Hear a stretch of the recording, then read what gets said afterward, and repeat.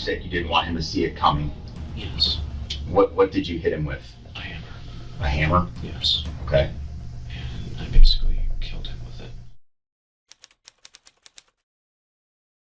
I understand you wanted to talk to me. Yeah. Well, I thought we were going to get this done in the morning and everything. I didn't know. Would you prefer to talk in the morning? I'm here to, I want to talk to you as soon as possible. I came a long way to talk to you. Yeah. How late are you here till in the morning? Well, I mean, I'd rather do it now. I mean, I traveled a long way in a short amount of time. I'm doing it now, man. Okay. All right. I apologize. That's okay. Hey, like I said, I'm here to listen to you. Do you think I could possibly get a blanket, though? I can ask. I do. I hate to ask. I just have bad PTSD with a it. little blanket or anything like that? Yeah, sure. All right, they're going to get you one. Thank you. All right. I'm sorry. I just No. have bad PTSD with coldness. PTSD with coldness? Yeah. Okay. I was homeless for like half a year in the winter of 2015 and 2014. Oh, really? Where was that at? Up here in Ohio. Okay. What's that supposed to be? Okay. Shelby begins the conversation with an almost unbelievable calmness for someone just apprehended for 3 murders. But this is only the start. His eerie composure is enough to send chills down anyone's spine. Where do you want to start? Well, we're not going bullshit. We know why you're here. It's for the 3 deaths and everything. Okay. Correct? Okay, well, obviously I did it. I'm trying to think of where I begin this long story. You want me to ask you a question to get you started? I mean, Or do you want to just think about it and you can start wherever you want? The story kind of like... Because I know your questions are basically like, why the f*** did this happen, for obvious reasons. You know what, why don't you start with questions and I'll just make my way into the story Okay. in a second. So Okay. go Well, I want to start way back. way back. Childhood. How was your childhood? Oh, we want to go there.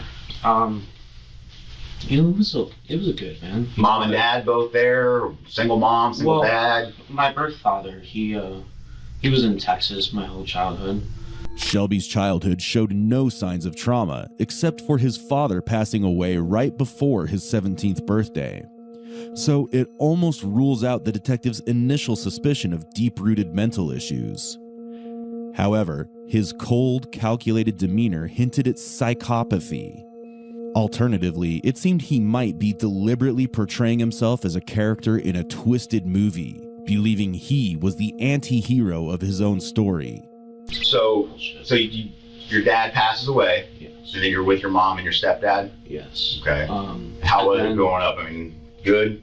You said it was relatively good childhood? Yeah, childhood was good. I didn't run into problems until literally my early adult life. Like literally as soon as I turned 18. So when you were a kid, how were you disciplined? There was no like physical abuse, mental abuse? No. I would get disciplined like any other kid. I was bad, Well, everybody has different... Get ground from my stuff, get my stuff taken away, but I wasn't the easiest of children to deal with either,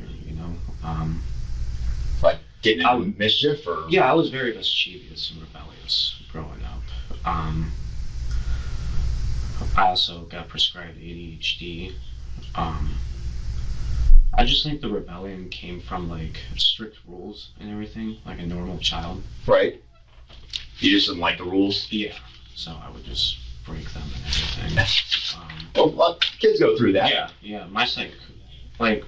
I don't know if I'm psychotic or not, but my psychosis didn't really start taking effect till I was like starting to go through stuff. Early adult life, I turned 18. I moved out of my parents' house. I'm still in school. I'm smoking weed and all this shit. I knock up a girl, and then just somewhere down the lines, I drop out of school. We marry, and I don't know. Shit was just. I think I just had too much going on my plate back then. That's a lot for a young man to handle. I just was still dealing with my dad's death and everything, so I started lashing out and hitting her and everything, and the marriage ended. And what was her name? Her name was Caitlin. Caitlin? Yeah, Okay. but So- we're on good, just because all that stuff happened back in the past, we're on very good terms now. Shelby calmly described a severe act of domestic violence, showing absolutely no remorse. It was as if nothing could affect him, but the chilling interview was about to take an even darker turn. So how long were you homeless? Approximately 6 months. 6 months. And what changed? When I met my second wife, which is their mother. Jamie. Yes. Okay. And how did you meet Jamie? I was a manager at Burger King by this point. Her brother was my employee. And where is this at? What city and state? This is Ohio. This is actually up here Okay. before we all moved down here. Okay. Ohio. What city in Ohio? Parma. Parma. Okay. hmm I went home with him one night and to smoke weed, and she was just sitting there in the garage, and we sort of just hit it off from there. Okay. And I started dating her and living with her, and that's when shit really started getting bad.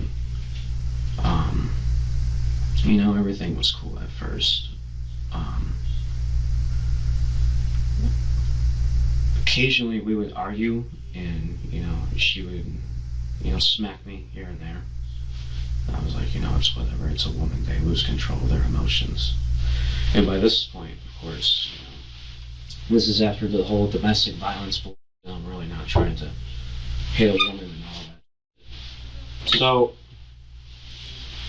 unfortunately, their daughter was very, how do I put it, disrespectful towards rules when living under. Can I get some water? I'm sorry. Sure. As he casually insults every single woman on earth, Shelby sips his coffee and quenches his thirst with a glass of water before revealing a disturbing story. How do you think you're doing as a dad? How do I think I'm doing as a dad? Yeah. With your think kids. I think I did pretty damn good Yeah. as a dad. Yeah. What do you think about Jamie as a mother? How do you think she does? She did not do good. Can you give me some examples of why she didn't do good? Well, I mean, I'm going to be honest with you. She's not alive anymore because of what she tried to do. We're going to get into that. Okay. I do apologize that when I first started the conversation, it was kind of hard for me to piece together how to tell you that, but we're at a good point now. She passed away. There was we'll get into this incident, but there was an incident down in Florida where she had an extreme case of psychosis, and I'm sure you can look up all her records and stuff. I'm sure you've seen that she's attacked her parents in the past and all that good shit. Mm-hmm. She would get into a mode that she just could not control. When I tell you, it would literally be like looking into the eyes of a demon. It literally was. So she came at my daughter with a knife after she had got done severely beating me. And there are scars on my body and shit, I'm not giving myself an excuse, man. I'm just telling you the reason as to why shit happened. Mm-hmm. But when you come at my daughter with a knife, I don't, I have to stop you. Right. And unfortunately, I went too far. I choked her out, and then when the blood started coming out of her nose, I stopped. But Was it too late? it was too late. And where was that at? This was at a house. This was the last house that we had down in Florida, and this was about a year ago. So she's been deceased for a year. Yes. Okay, was that in West Palm? No, this was in close to Tarpon Springs, Pasco? Newport Richie. Where is she now? I buried her in that backyard. She's in the backyard of that home. Yes, buried. All right, so say this is like the little deck that you walk in on. Okay. You turn immediately right and walk 5 steps out, and she should be buried right there. Jamie, who was initially believed to be missing, had actually been dead for a year. This meant Shelby had managed to avoid capture from January 2018 to January 2019. Now, the pressing question was, how did he manage to stay under the radar for so long? Did anybody ever ask you where she was? Oh yeah, I mean, I lied.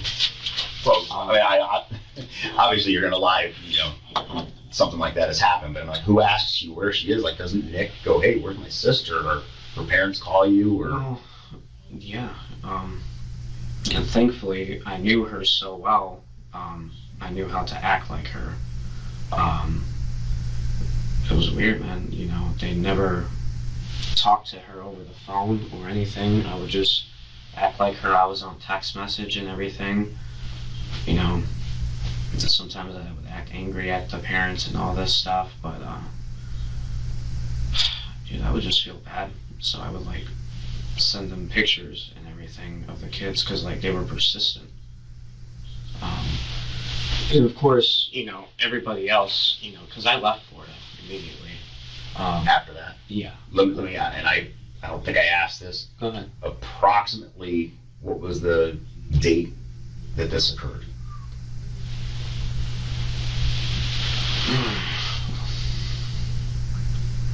It literally happened around a year last year ago. Like, Approximately a year ago, Like literally in the beginning of 2018, like January. January of 2018. Yes, like I was gone by the end of 2018, or not by the end of January. I'm sorry. Okay. So do you remember the beginning of January? End of January? It was definitely middle of January. Middle of January of 2018 on Norwood Avenue in Newport Richey. Yes. Do you think it's important, or do you want to get off your chest? Or... No, I mean, this is the type of shit she did to me. She what was that from? Fingernails, a knife, or This was a knife. This was a hammer. that the mark right here? Yeah. I don't know, man. Did you ever call the police on her The police were called on her multiple times in Newport Richey, or where? in just in Florida and Ohio, man. Like, but I was just under her control, man. Like, I know I come across as the evil one, and quite honestly, I am. You know, I'm a monster for the shit I did. But unfortunately, there's a reason for the shit that I did. She would go in jail. Her parents would lie for her. She would come out. She would go into the psych ward. Her parents would lie for her. She would come out. I would lie for her because I was under her control. Now, when you say she was like the psychosis that you described, was she seeing a doctor or a psychologist? She refused to. Refused to? Was she on any meds? She refused to be on any meds. So She thought that she didn't need any help. during the duration that you knew her, she never went to a doctor that you know of for her We mental tried. issues? We tried to get her there, but she just did not like what the doctors had to say, and so she'd be like, "I'm not going there anymore." Okay. It was, you know, every day my kids saw a woman beating on their dad, and I just didn't want that. Shelby could have concealed the fact that he pretended to be Jamie, but he chose to reveal it. This suggests a sense of pride and further underscores his psychopathic tendencies. Moreover, his calm demeanor suggests he still believes he was justified in his actions and is trying to play the victim card. Also, it's quite shocking that Jamie's family never attempted to check on her, despite not receiving any response from her for an entire year. I bought a place in Elyria. I tried to make it work. I even got a job and everything, but people just weren't babysitting my kids. And babysitting was hard to come by. Mm-hmm. And of course, during that time period, I was afraid to get on welfare because it's like they're going to be looking for her Mom. mom. They're going to be like, "Where's mom?" And then, so I lasted there for like a couple of months. And then I can't make it. My parents can't help me because my brother has cancer at this point. He beat it though. Okay, that's good. So I have to move to Texas to where all my other family is at. So I did that for like half a year, I believe. Who did you stay with in Texas? I stayed with my granny for the most part. And then me and her got into it. What's her name? Oh shit. Deborah Gray. Deborah Gray. Okay. She's still living? Yeah, she's alive. Okay. Then she kicked me out because she couldn't handle the kids. But I was working a good job. I was working in the oil field for a while there. And then I get another place, and I'm working and everything. I'm still trying to shake off Jamie's family for the most part, and it's just. Are they pestering you? Like, where is she? We haven't seen her. No, it's not even that. Or you're still doing the texting like you're her. Yeah. But did she have her own phone and you had your own phone, or did you guys only have one phone that you shared? We only had one phone. Okay, because I was thinking to myself, like, you had to keep paying the bill to keep playing like you were her. Yeah, okay, so you shared a phone and you just pretended to be her. Yeah. Okay. Yeah. Well, I wouldn't really call it sharing a phone. It was mostly hers, but yeah, that's how that happened. Okay. So Granny says you need to go. Yeah, I get my own place, and then I had my own place for like another 3 months, so we're getting towards the end of the year, and unfortunately now I'm seeing something has to be done because I don't want to get caught. So, in a desperate attempt to save himself, Shelby devised a chilling plan. A plan so sinister it would shock all of Florida. And very soon, he would reveal the reasons behind it. Okay. Well, let me ask you this. So you initiate conversation with Laura. August. When do you leave Texas and drive to Florida? What date? I can tell you it's in the beginning of December. As far as the exact datage, I would have to go through my phone to be able to tell you that. Okay. Like, in relation to Christmas, how many weeks prior to Christmas do you think you got to Florida? It was definitely like beginning of December. Beginning of December, you drive from Texas to Florida. Mm-hmm. What are you driving?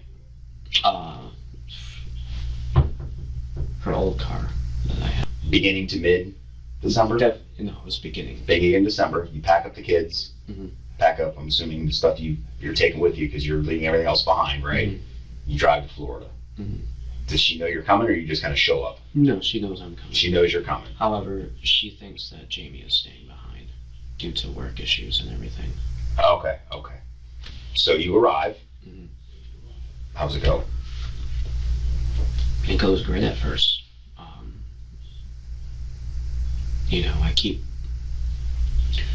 I kept putting off killing them. If I'm going to talk about this moment, we're going to talk about it. I put off killing them, and I tried to look for every alternative not to do it. And of course, I didn't have to do it. There was no reason for me to do all this, But he did it anyway.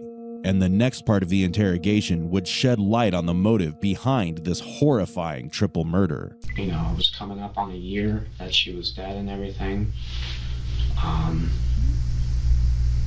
just wanted to. This is going to sound weird, but at the end of the day, I just wanted to make sure my kids were okay.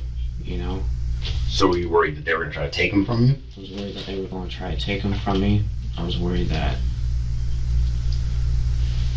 honestly, no offense to them, they were great people, and I did care about them and love them greatly. I did. I actually got along with her more than my own mother, Right. which is sad.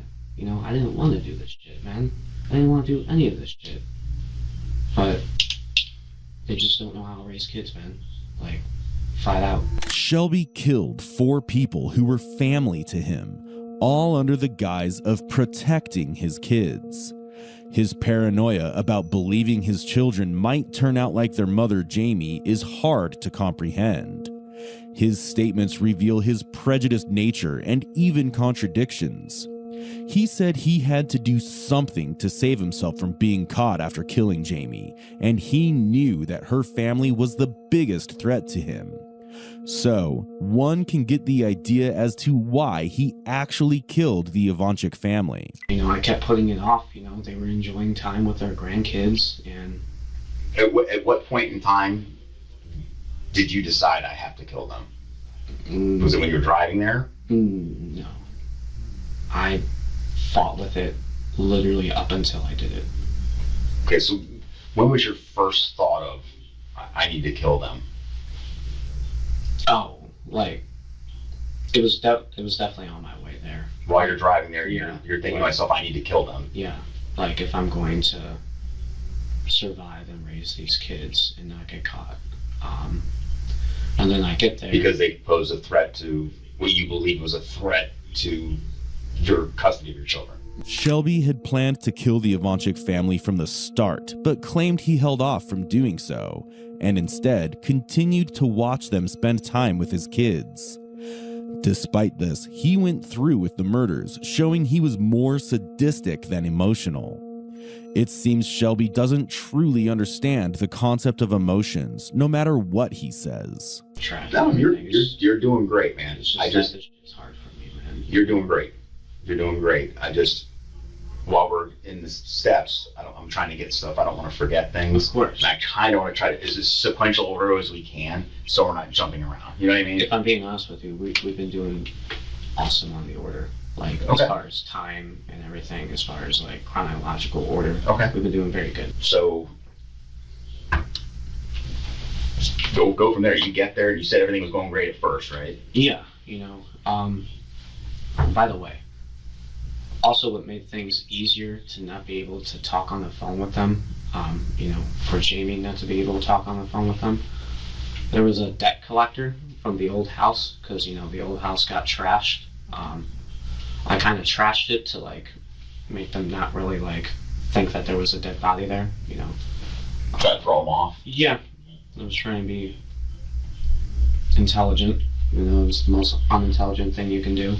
Well, while we're talking about that, when you put her in the grave, you cover it, did you do anything to, like, disguise the top of the grave, like put leaves over it or anything? Because I've seen, you look at the backyard, you don't want to see this fresh pile of dirt. Yeah, no, I put something over it. It was, we had a bunch of, like, these wooden, oh, god damn it, what are they fucking called? Not wooden planks, but, like, basically, there was a bunch of shit that could have been used for construction in our backyard that I, like, put over Just laid it over the top of it. And what did you do with the excess dirt? Just spread it around the yard, or? Oh, I just put it all in the grave. It all fit in there. Oh, and it then I did? just, like, smoothed it out and then put stuff over it. Okay.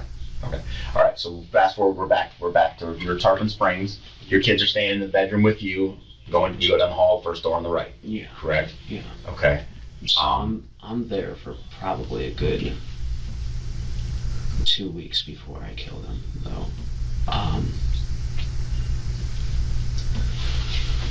Unfortunately, I almost got out of it too, because with the step, I acted like this debt collector, had like a undercover agent that you can buy or whatever it's called. I forget what it's called. But basically, I made it seem like that this debt collector knew where Jamie was at if she were to enter Florida. So then at the end they were like, well, we could just come to Texas with you and visit her.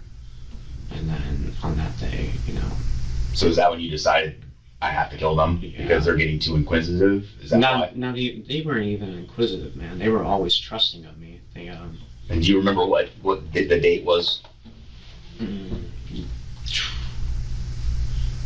December 15th and December 16th. December 15th and December 16th is when you killed them? Yes. Okay, do you remember? The Okay. parents, go ahead. What's your No, call? no, I don't want to stop you. Go ahead.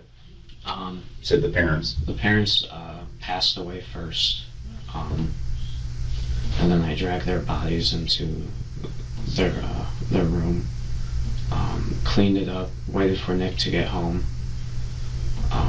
spent one last night with Nick, and then when he went to bed, I killed him too. It's quite weird to know that Nick didn't even question the whereabouts of his parents for a complete day. But currently focusing on Shelby, he confessed to the murders of his in-laws as if it were nothing. He admitted to waiting for the perfect moment, constantly thinking about killing them, all while remaining as calm as a summer sea. His demeanor won't change, but the details he's trying to reveal will only grow more horrifying. What did you hit him with? A hammer. A hammer? Yes. Okay. And I basically killed him with it. Okay. So when you say, where's the first place you struck him with the hammer? In the back of the head. Back of the head, like right in the middle of the back of the head. You Yeah. just came up behind him and Yeah. hit him. Does he fall? Yes, he Just falls. falls to his knees, or No, he's unconscious. And then, one shot, he's out. well, he's Unconscious. unconscious, yeah. Okay. And then I whack him again a couple of times on the head to give him a quick death. Do you remember where on the head? No, because if I'm being honest with you, I wasn't trying to commit the act in the first place, so I'm not really trying to look. I know I definitely got him right here, Mm-hmm. but all I really did was bash him a couple of times and then walk away. Okay. And then he passed away. Did you hear him still breathing, or? When I did, I would go over there and whack him just to try to get him to be done, because I didn't want him to suffer anymore. So after you hit him the first couple times, you walk away, Mhm. and I just don't want to put words in your mouth. You hear him, so you go back and you hit him a couple more times? Yes, Okay. And how many times did you have to keep going back? that was the only one time that I had to go back. Okay, so if you had to guesstimate how many times you struck him with a hammer, what would you think? I would say 5 to 7 times. 5 to 7 times. And it's right in the area by where your kids' toys were at. Yeah. Okay. Where are Bella and Oliver at when this is happening? They're in the room. They're in the Yeah. bedroom you were staring at with the door closed. Yes. Okay. Did they come out? No, they can't open doors or anything. They can't open doors. Okay. No, I had the room completely baby-proof for them, so they were safe. Shelby claimed his kids were safe, but safe from whom? Their innocent grandparents, or the monster of a father who was savagely bashing a man's head just outside their door. Regardless, it was now time to hear the details of Laura's murder. You greet her at the door. Yeah, and then She starts she walking starts walking towards the kitchen. Still Okay. doesn't notice her husband, Okay. and then I basically take her out before she can notice anything. Okay. And where do you hit her? Same place. Back of the head. Yes. Okay. She drops immediately. Mm-hmm. Okay. And then So she's in the same room Before with her husband? no, she's in a different room. Okay, where? She is in the living room, walking towards the kitchen. Kitchen. He's in the dining room, Okay. towards the left and everything. Like I said, I don't know how she did not see him when. He killed both of them an hour apart, but rather than taking a moment to feel guilt or regret over his actions, he calmly and patiently waited to murder Laura. This clearly shows that while Shelby might not fit the textbook definition of a psychopath, he undeniably exhibits psychopathic tendencies. It would be fair to say he's at least on the borderline. Okay. So they're both down. Drag both of them. Which one do you drag first? Definitely Rich. Rich, he's on the area rug. Yeah. So you tell me, you got to tell me how you did it, because he's a pretty big dude, and I'm not taking this offense. You're not near as big as he is. Oh yeah, That's gotta, you had to like busted your ass to get him back there. God, did I ever? Yeah. How long did it take you to get him from there down the hall and into the room? Dude, honestly, only 5 minutes. Probably your adrenaline through the roof, right? Yeah. I mean, you gotta be like, do you know when Nick's coming home, or is it like, oh shit, I gotta get going, Nick could come home, I gotta get them out of the way? At that point, I didn't know when Nick was coming home. So you're right. Definitely adrenaline played a big part into it. I think moving him, but yeah, I got him out of there in like 5 minutes, and then I moved her in there, and then I cleaned up all the blood with the mop and everything. And he didn't notice anything when he got home. I finally did get a hold of him. Where was, and how did you get Laura into the bathroom? There was another rug that was close to her. I threw a towel on her. Sorry, I'm fine. And then I put her on the rug, and then I dragged the rug. Okay, but you brought Rich first. Yes. How did you get her past Rich? Because he was, from my recollection, he's laying on his back Yeah. with the rug covering him in the doorway. You have to pass the doorway to get into the bathroom. I'm sorry. I think I brought her in first. Okay. That's why I'm asking these questions, because you could have done it, but I want to make sure we're right on the order, because Yeah, no. for you to get her over the top of him would have been a pretty good feat. Yeah. So, no, that would not. Now that you think about it, you're positive you drug her back first. Yes, she got drugged back first. Okay. I apologize. about Okay, that. so you get both of them on their area rugs into the room, close the door. You just chill with the kids until Nick comes home? Yeah. Okay. What Of time course, did you everything. come? It's like 6 or 7. After committing 2 horrific murders, Shelby calmly waited for Nick to arrive. What he did next was nothing short of pure barbarity. Because I saw a lot of blood stains on the couch. Couch wasn't moved at that point. I understand that, but is the blood staining that's on the couch from you striking him? Does he fall against the couch? 'Cause on the that's couch, From, there's- that's from Nick. that's from Nick. Yes. Okay. Yes. So dad falls there, nothing gets on that, you mop up the floor. Yeah, the couch was right here at that point. It's not moved over there or anything. I'd move it over there during the process that I stay there. Okay. Nick was asleep on the couch when I killed him, so that's where all the blood stains on the couch come from. Okay. And then I moved the couch to block off that room Roll so over. the kids don't run in. Where are the dogs? I put the dogs in there. The dog, Were they still alive? yes, dogs don't die until like literally the last minute. And Like before you leave? yeah. Okay. So you just close the dogs in there with the 2 Mhm. that you just killed? Mhm. Okay. You're playing with the kids until 5 or 6 when Nick comes home? Yeah. Okay. You said you wanted to spend one last night with Nick. Yeah. But I just you said you have to kill him because obviously you killed his parents. yes. Okay. So he comes home. Tell me what happens when he comes home. He comes home, he brings some weed and everything. He's got edibles and all that stuff. I start giving him money and I order us a pizza. I get us more weed. That type of stuff. How did you get more weed? Huh? How did you get more weed? Oh, he went to the dealer to get some more and everything. Did you do it with him? No, I stayed home. Okay. And he has a car, right? A minivan? Yeah. Where's his minivan? Minivan's parked in that driveway. That's his minivan. The blue one that's there is his minivan. Yes. Because I talked to a bunch of people and they kept saying, no, that's not his minivan. And he drives a dark colored minivan. They kept saying this dark colored minivan. We couldn't find this dark colored minivan. Old people are idiots sometimes, to be honest with you. So that I think they minivan, noticed something, yeah. okay, so that that's minivan it. that's still at the house is Nick's. Okay, I'm sorry, I know I interrupted you. Nick comes home, you guys are smoking weed, eating edible marijuana Yeah. together. Just, Yeah. you know, you guys have been friends for a long time. You want to spend one last night with him, so go ahead.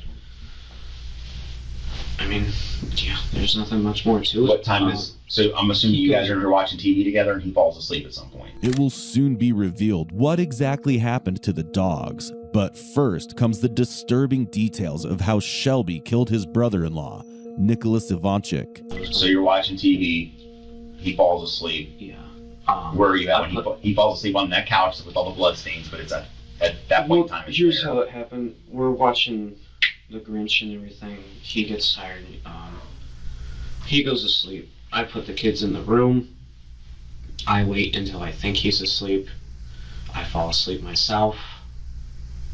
And then I wake up at like 3, 4 in the morning. And then I grab the hammer. I tiptoe to him. And then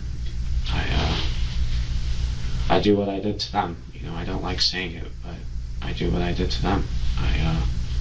Same thing, same hammer. Yeah. So the same hammer you used the same hammer to kill all 3 of them. Yes. So he's asleep. There's a lot of things. There was no real one like thing. There was a lot of things. I mean, you did things I think you may have thought you were doing them carefully, but you didn't.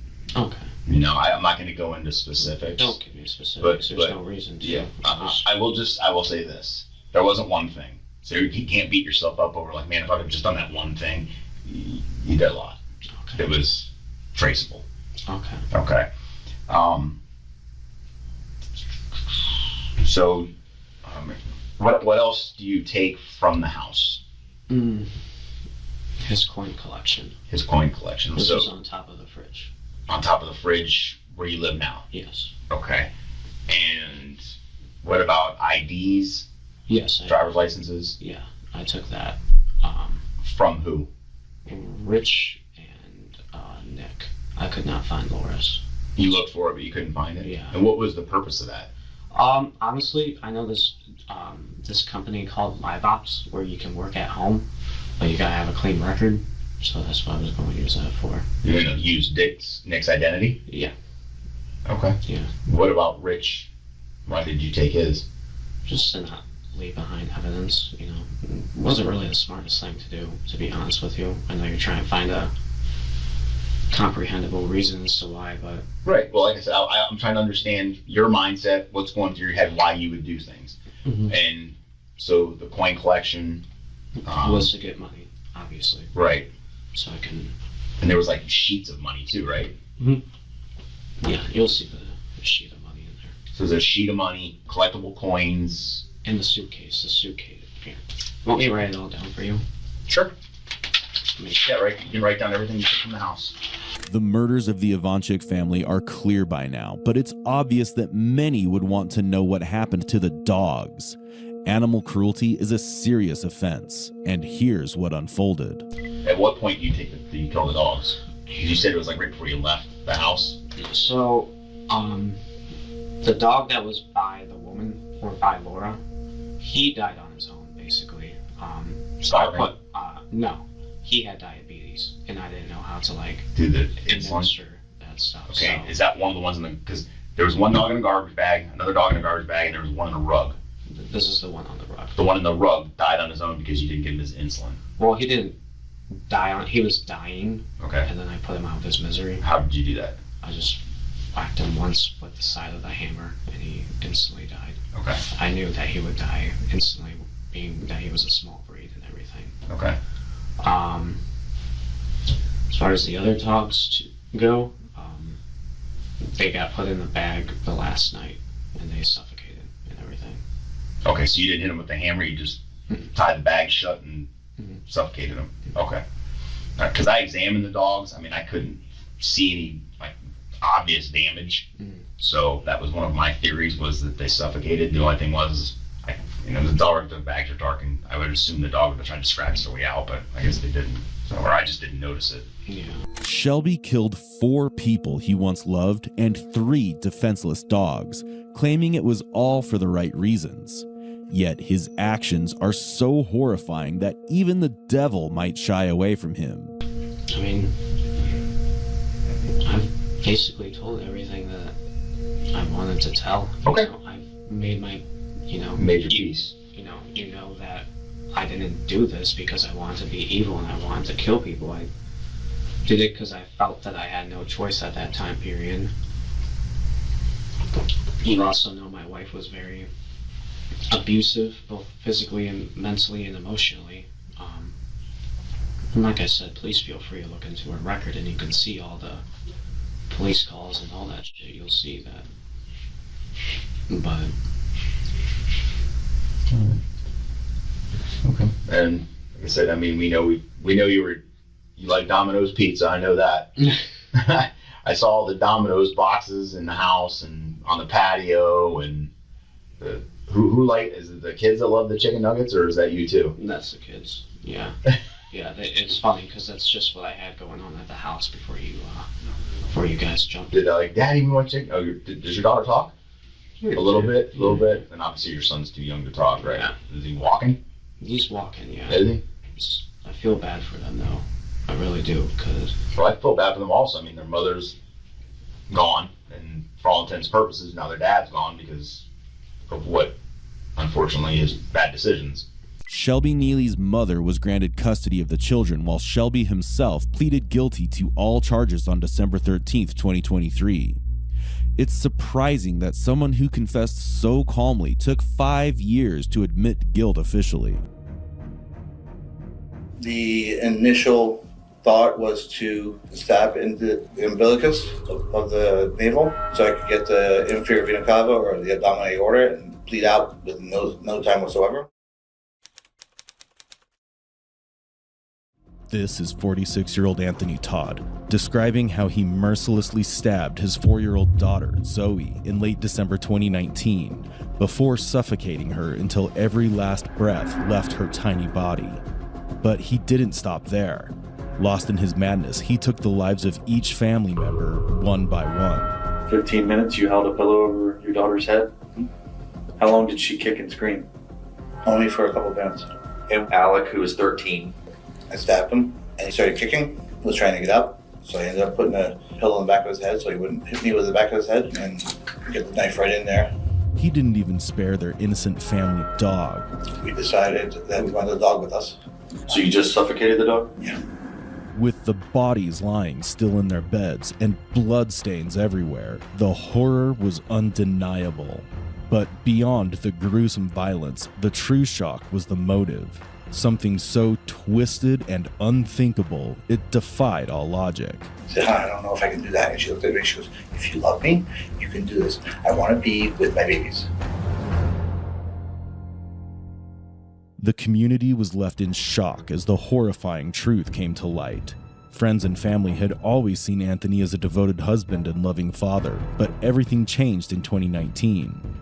The family moved to Celebration, Florida that year, and then from that point on, the nightmare began. After discovering the crime scene on January 13th, 2020, the detectives, desperate for answers, wasted no time getting to the bottom of this harrowing case. The moment his medical evaluation was complete, Anthony was brought in for interrogation.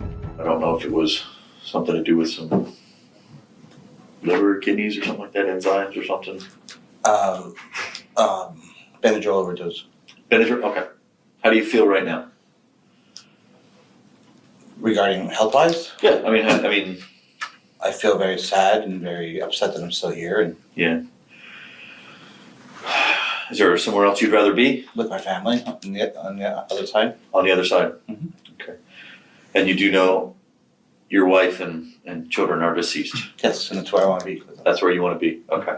Detectives imagined that Anthony would be going through emotional turmoil at this moment, but his unnatural calmness told a different story. So, to unravel the truth, detectives wasted no time in questioning him about that night. How we led up to where we're at right now? Okay. Okay. For a while, my wife had started. She began watching these videos, talking about the afterlife, talking about somebody that should die, talking about how families go. So Slow down a little bit right now. I'm just having a hard time keeping up with you too. I'm sorry. That's okay. And speak up. And in watching these videos and watching everything going on, she presented them to me, and I started watching them with kind of a uneasy, whatever. And the more and more we watched, the more and more I gained an understanding that there is more than this life here, Mhm. a higher level of consciousness. Mhm. And then we started researching, and then we started finding more about the world is coming to the end, the apocalyptic end, and that our families are going to be separated and enslaved, and to avoid this, to all go together. Okay? You mean die together? Die together, that's correct. Okay. Okay? So, because my wife's been chronically ill for a while, this really appealed to her, and because it appealed to me also, because she wouldn't be in any pain, family wouldn't be separated, Mhm. there would be no more sorrow, no more heartbreaking, no more anything, it would be a salvation and everlasting life. Okay? Mhm. So we kept doing our research, reading up things, meditating, and decided that, this should be a thing. This should be what we should do. It's shocking to see and hear a grown man use his own delusions as an excuse for wiping out his entire family, claiming it to be a path to salvation. What's even more harrowing is the fact that this person manipulated and roped his own children into accepting their fate and ending their lives. We had sat down and talked with the boys and Zoe just on different things about, death and the way what would happen if mommy died, how would you feel, what happened when daddy died, what would you feel?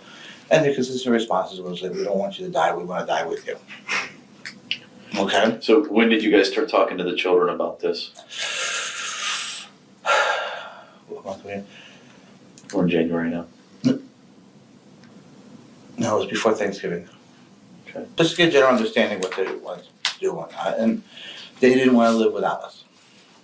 Okay? We didn't point blank say we're going to die and, leave you behind. But, what would you do if mommy and daddy died? And we don't want to live without you. We don't want to live without you. Okay. And in conversation with my wife, we didn't want to live without them either. We wanted to bring a whole family together and make it transverse together. Mhm. Okay? So we were coming up with different things of how we could do this. We didn't know how we could do this because we're not violent people. Okay? Not violent people at all. It was unimaginable how a father could commit such a horrific act against his children. While the motive remained unclear, his statement exposed the disturbing level of control he had over his family. The kids didn't want to live without their parents, and under their father's manipulation, believed they had no choice but to die with their parents. And, after all this, he still insisted he wasn't a violent person. Safe to say, it was a claim as twisted as the crime itself. What if we started reading different things, or something came on TV about cough medicine? Okay, so could they have some cough medicine that'll put them to sleep, like overdose of cough medicine, just put them to sleep, and advice peaceful death. Mhm. Okay, so my wife made a pudding pie, Jello pie, froze it. Nothing happened. What was in the pie? What was in the pie? Sleep, ease, different things with drama, hydro, the stuff that puts you to sleep. You said you have a medical background, is that correct? I have a medical but not a chemical background. Not a chemical, okay. Yeah, I'm a physical therapist. Okay, so you don't have all the like terminology and all? No, I apologize. Does your wife? She's a physical therapist, no. Okay. We look it up and Where did you guys look this, I was just fixing to ask, where did you guys do the research at? we went up and down the aisles of the Publix and asked the drug guy, I can't think Pharmacist. Pharmacist, thank you. What's something good to put you to sleep? I'm having trouble falling asleep. When did you guys start doing this research? That started research before Halloween. But I just intermittently trying to figure out what was going on, Okay. And we found out that the best drug to use was that it's the stuff in Benadryl. It's the safest way to put away. The safest way to put it. So it didn't work. So we kept thinking, talking, and just researching different things. And finally, we started researching. We said, we're just going to have to do some sort of examination. Anthony's mindset revealed a disturbing detachment from reality, justifying his actions as if they served a higher purpose. With his ability to manipulate and control, he easily managed to blur the lines between truth and deception. But with his wife, Megan, dead, the real question remained, who was the true culprit? There's no one left alive to challenge his version of the story. His chilling interrogation soon took an even darker turn. That's how they used to do it way in the back when they used to do sacrificial things. You take a plead to death? Bleed to death. Oh, bleed to death, sorry, okay. Okay. And so we started researching where would be the easiest to stab, to do whatnot, so the kids could bleed to death, maybe in combination with the sleep drug. Okay. Okay? And that's how everything led up to be. Okay. So that's through research, you guys have found, now you're saying you and your wife did this together? Mm-hmm. Okay. How did we get to Monday morning? What take me back to the holidays? When do you think the children died? That type of stuff.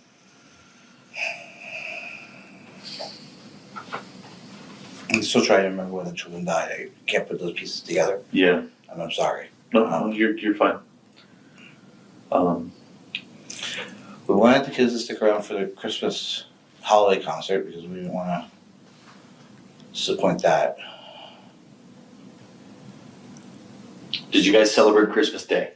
No, the kids were there before Christmas. Because family is saying that they That we were sick. Well, that they spoke with Megan the day after Christmas. Was Megan alive the day after Christmas? No, she died right the day after the boys did. Right.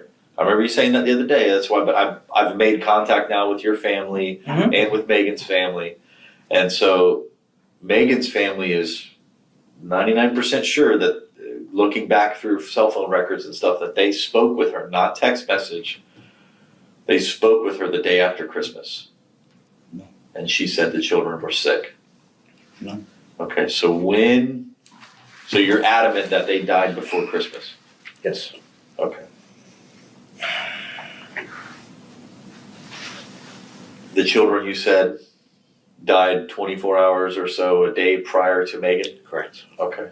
From this confession, it was clear he wasn't telling the truth. Detectives had already received multiple calls from Anthony's sister, contradicting his claims. But as his manipulation unraveled, he began revealing more and more chilling details of that night, starting with how he took the life of his daughter, Zoe. How did this go down? Woke up at 11:30 at night. We set the alarm for 11:30 at night, and got up out of bed. And it was to do Zoe first. Okay. Meg walked me to the room, and she walked back into her room. Step by step. So you guys are sleeping in the master room, I'm assuming, Yes, my wife and I guess, and the dog. and the puppy. Okay. Which boy was upstairs? Zoe was upstairs in her room. Okay. Alec was upstairs in his room. Tyler was asleep downstairs in the library room. And why again was he down there? The two of them were sick, so we kept them apart. Okay. All right. So, okay, go ahead. Sorry. It's okay. So we walked to the door, Zoe's door. Meg and I hugged and kissed, and pretty much we know what we need to do. Come back at me when we're done. So I went in Zoe's room, and it took me 2 or 3 hours sitting there because it's a tough. But the everlasting salvation and the thought of that everlasting salvation was there, and I needed to save her soul, wanted her to be with us. Megan kept coming in. What's going on? I'm like, it'll be done in a little bit. It'll be done in a little bit. It's getting past that. I'm not that guy, you know. The initial thought was to stab into the umbilicus above the navel, so I could get the inferior vena cava or the abdominal aorta and be bleed out with no time whatsoever. Mm-hmm. I know I tried. I don't know if I ever punctured it. I don't know if I did or not. I saw a little mark on her, but I don't know if I saw anything. But then she rolled and started squiggling, and I put my hand over her mouth and then put a pillow over top of her. So she went, and then she started to fade away. And I just held that until there was no motion left. So you didn't lay on her? I did lay on her when she lay on her belly. I'm sorry. I laid on her to keep her down, and I put the pillow on top. Okay. Do you think you stabbed her or no? I don't know. I didn't see anything. Okay. So how long would you say it took you to take her life? The whole motion, Yeah. like from the minute I was sitting in there, or from Well, I'm saying once you initially take action, okay, did you have a knife with you? yes, Which knife did you have with you? the small knife, Which is what color? green, Okay, that's the green buck knife that you the talked green about? buck knife. Yes. Okay, all right. So you had that in her bed.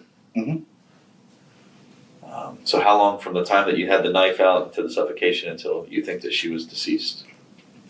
I want to say 10 minutes, 15 minutes, right around there. It seemed like that night took forever, so it's hard to really gauge on the time. Okay, and you said you used a pillow over her head?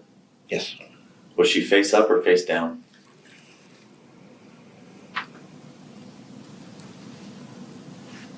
She kept moving.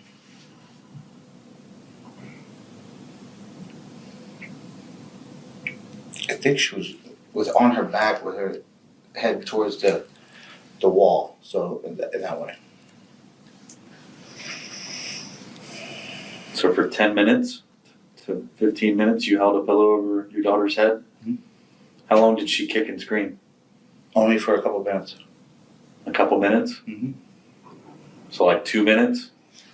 I had no timer, but yes. I'm just saying guesstimates looking back. And I just held it there. That's a long time. Yes, it is. Did the other children hear her? No. Did your wife hear her? My wife kept going up. I felt her in the opening the door to see what was going on and shutting the door and walking back. Okay. Because you could see the light coming in. So you think the sun was coming up, or was it just the light from There was light from the hallway. a light bulb? Okay. No one could ever imagine the terror that little girl felt when she realized the man meant to protect her was the one ending her life. But the nightmare didn't end there. As detectives struggled to process the unthinkable, Anthony Todd revealed what he did to his eldest son, Alec. And what made it even more horrifying was Megan's reaction. We go into Alex's room. Alex's room? Yes. The one next to the bathroom, the one upstairs. Well, upstairs. Yeah.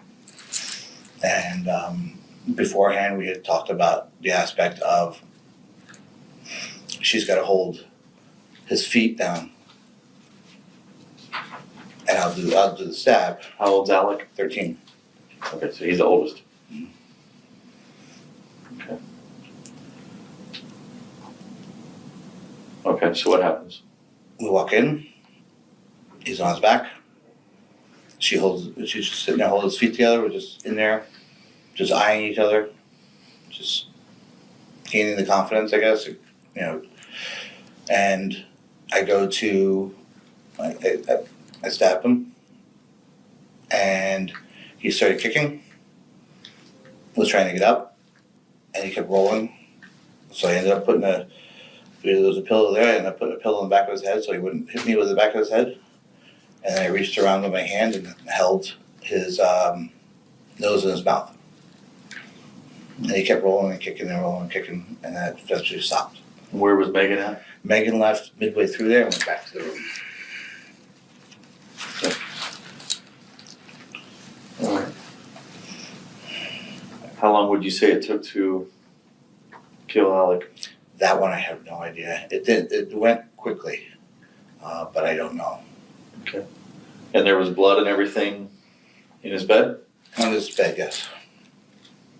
Where did you stab him? In the stomach, the same spot that we identified as where you could get the inferior vena cava. And what area did you call that? Inferior vena cava? No. You called it earlier. Abdomen? I mean, it's an overall the abdomen, but I think you used another term earlier. It was the one that you specifically spoke about above the navel and Umbilicus. umbilicus. Yeah, the umbilicus. Okay.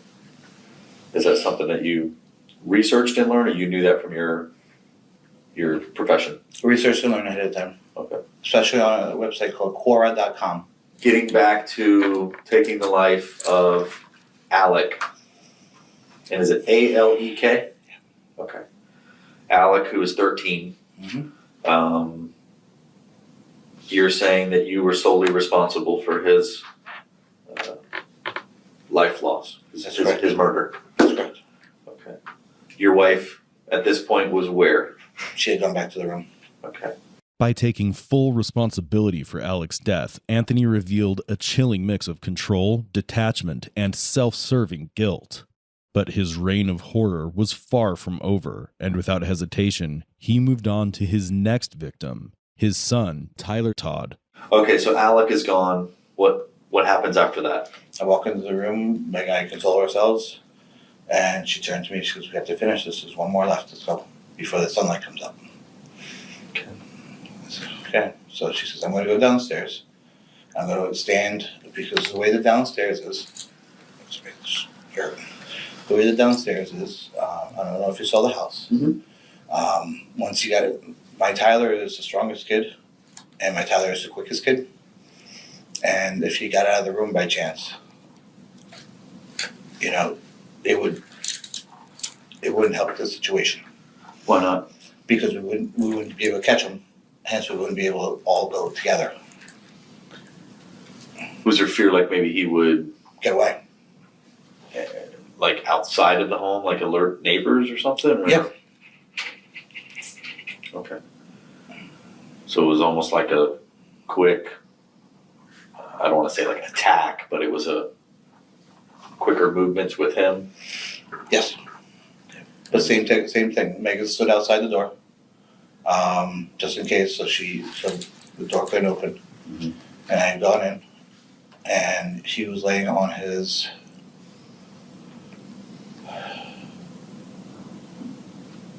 He was laying parallel. He was laying on his left side, and I was able to get in and get the knife right in there. I got it. It started bleeding quite a bit, but then being strong, he kept moving. So then again, I put a pillow on top of my hand, and he went really, really, really quick. So a lot of blood.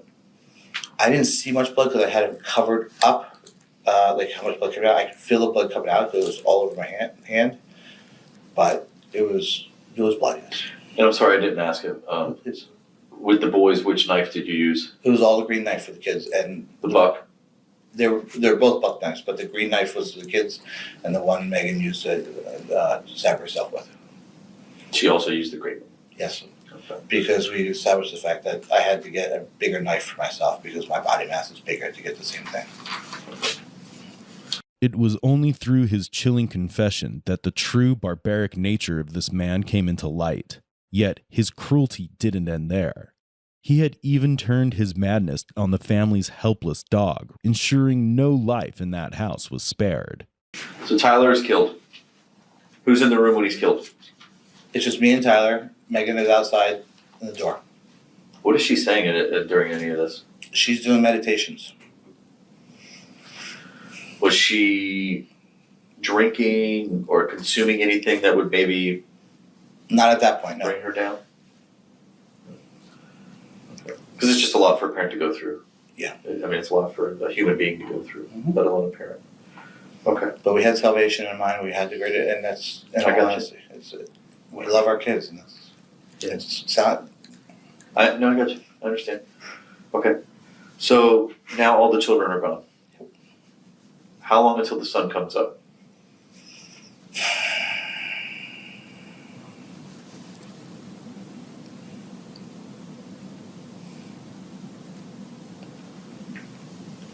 I don't know. It might be about 5:00 in the morning. Around that time. Was the sun coming up like part of a rule or anything like that? Because you mentioned it a couple times that Megan told you that you have to do this before the sun comes up. Is there a reasoning behind that? I don't know. I don't know why the reasoning was behind that, but it had to be done before the sun came up. Yes. Okay. So it's nothing during your research or investigations or anything like that that has. Nothing per mine. I don't know. It was on her side, research or whatnot. Okay. I was just told it needed to be done before the sun came up. Okay. All right. So they're all deceased. What do you guys do? Go up to the bedroom. Just started talking. How do we want to? The kids are dead. What do we want to do now? What's going on? What's our next step? What are we gonna do? You mean this wasn't planned? It was planned, but it was like just the dog. Did she want to go first? Because there was some discussion of me going first and her staying last. Her going first.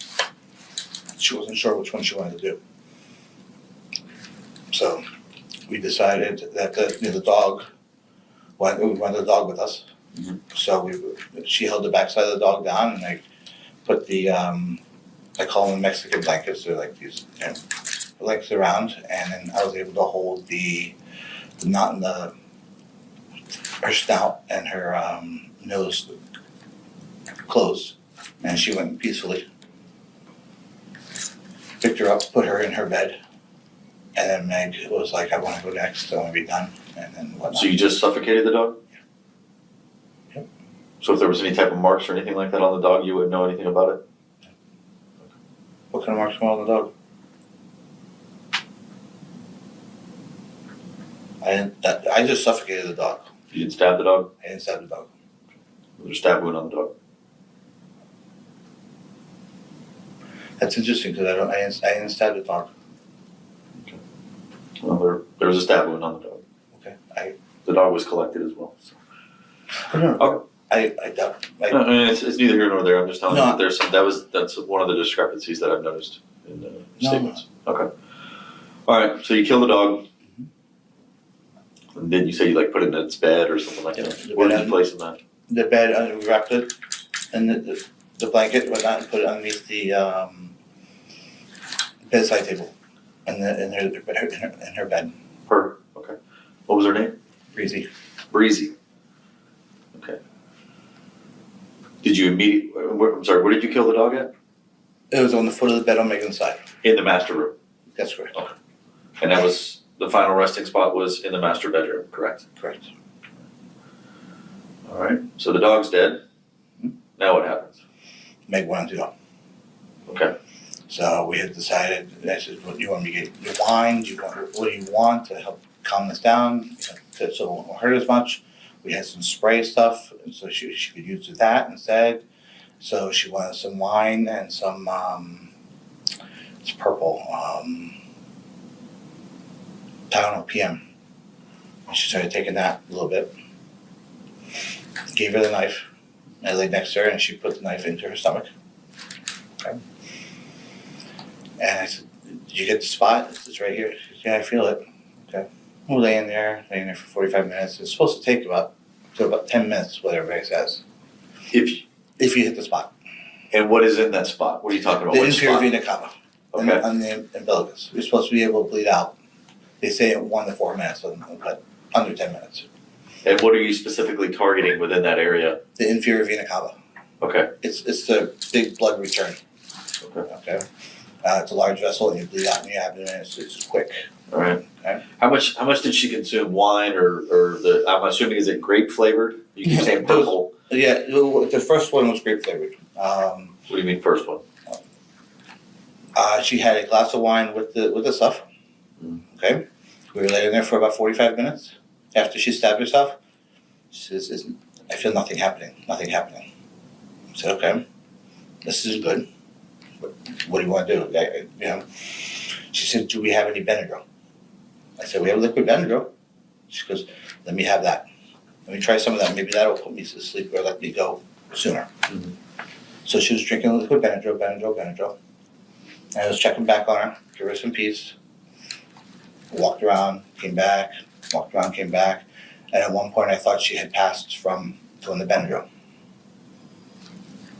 Nope, she was still there. And she had sat up. What makes you think she passed? She was very quiet. There was no motion. I couldn't see her abdomen going up and down. This is from afar without even me going up to see her. Okay. Was her eyes open? Eyes were closed.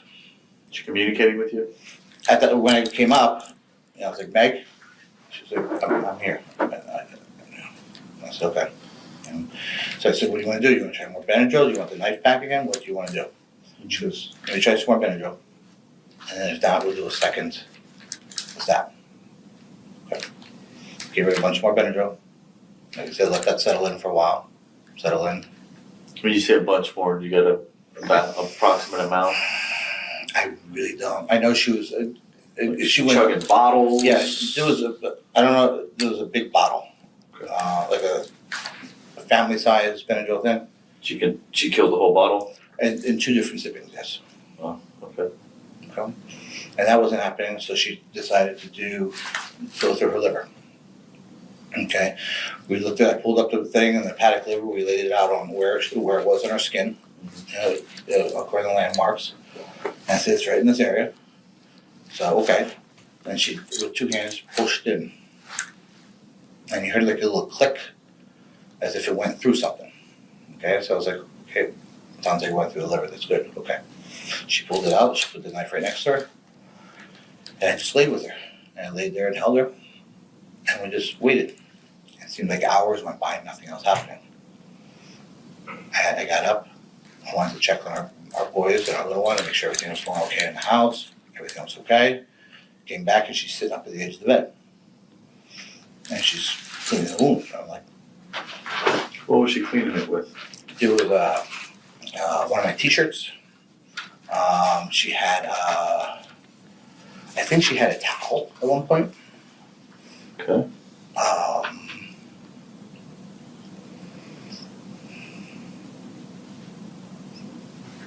But she was definitely, I can't, but she was up, she was washing it, rinsing it at one point.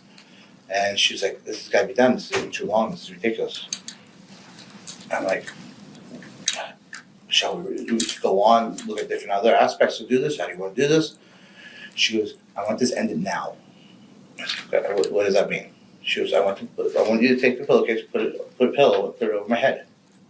I said, I don't know if I can do that. And she looked at me and she goes, if you love me, you can do this. I want to be with my babies. And so, yeah, you know, and she just looked at me and she goes, you're strong enough, you can do it. Okay. So I said, why don't you take some more Benadryl, so at least you're not going to fight me. And I'll do it. So she goes, whatever. She took some more Benadryl. And maybe about 15 minutes later, I came back in the room. I said, you still want to do this? And she talked to me like that, very far out. Yeah, get it done. Forensic analysis revealed 700 billion DNA data points, with most belonging to Megan, while only 5.2 million were traced back to Anthony. Toxicology reports showed lethal levels of diphenhydramine in her system, a sedating antihistamine that depresses the central nervous system, causing extreme drowsiness, muscle weakness, and loss of coordination, leaving her completely powerless before the fatal stab wounds. There were no signs of a struggle, no chance to fight back. They called it a mutual pact, but only one walked away. Remind me which boy died first. Alec, upstairs. Alec upstairs. He is 13. Correct. Laying in bed. Mm-hmm. You have the green knife. Correct.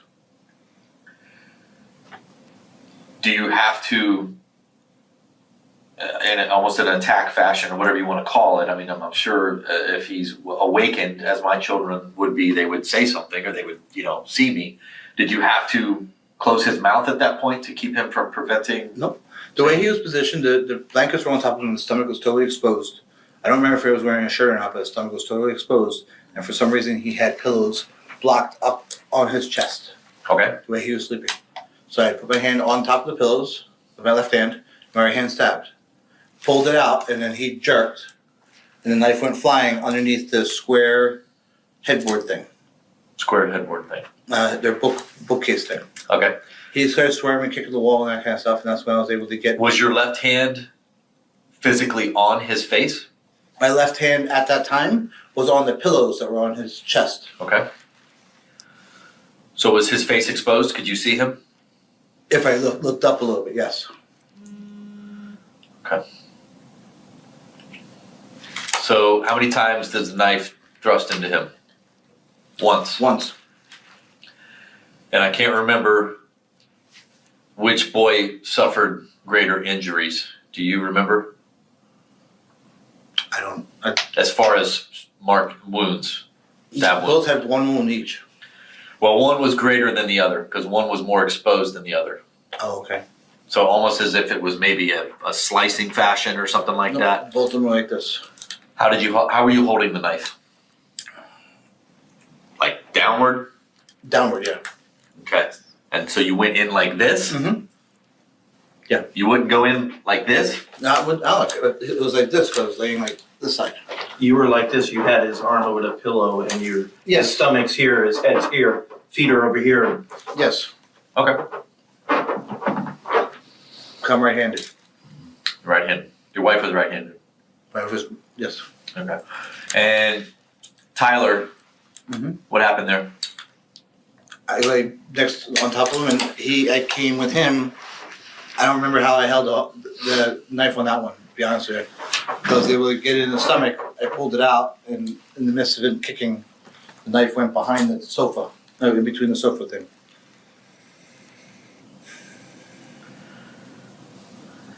So you had to retrieve it in between each kill, right? Mhm. How were you holding it with? I don't remember how I was holding with Tyler, to be honest with you. You said he was more of a fighter and that type He's of stuff. stronger, yeah. He's more of a fighter. So would that be more of a blindsided thing? I mean, were you quiet about it? What's quiet about it for both of them? Okay. Well, I mean, that's going to be some of the major discrepancies just between that. I mean, you're saying that was first before the killing or before the death, and the doctor's going to say something else. But other than that, you take full. You take full responsibility on once it's done. Okay. If I could commit suicide right now, I would. Okay. Well, we're not going to let you do that. I'm just. I know. I've made that very clear to everyone that I've spoken with that you do not want to be here. Throughout Anthony's confessions, there are hints of a deeper darkness, suggesting he may have endured severe trauma early in life.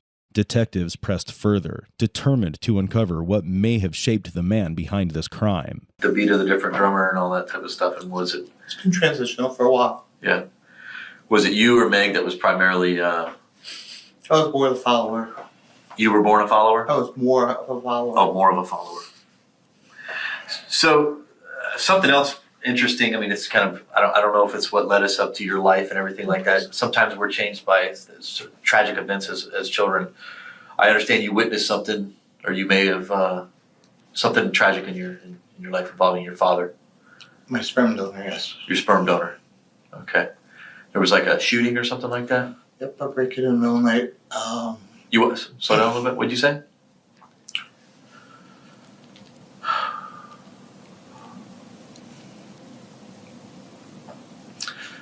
When we lived in Pennsylvania, my sperm donor had hired two of his high school kids to come in and kill my mother in the middle of the night. I had thought it was him coming home late, because he had one or another girlfriend going on. As I turned the corner, I saw my mom getting shot. She still lives with a bullet in her head, false eye. And you said it was the person who shot her was your biological father? It was my sperm donor's kids. My biological father's special ed kids. Taught special ed. He taught. So someone he had hired to kill your mother? Yep.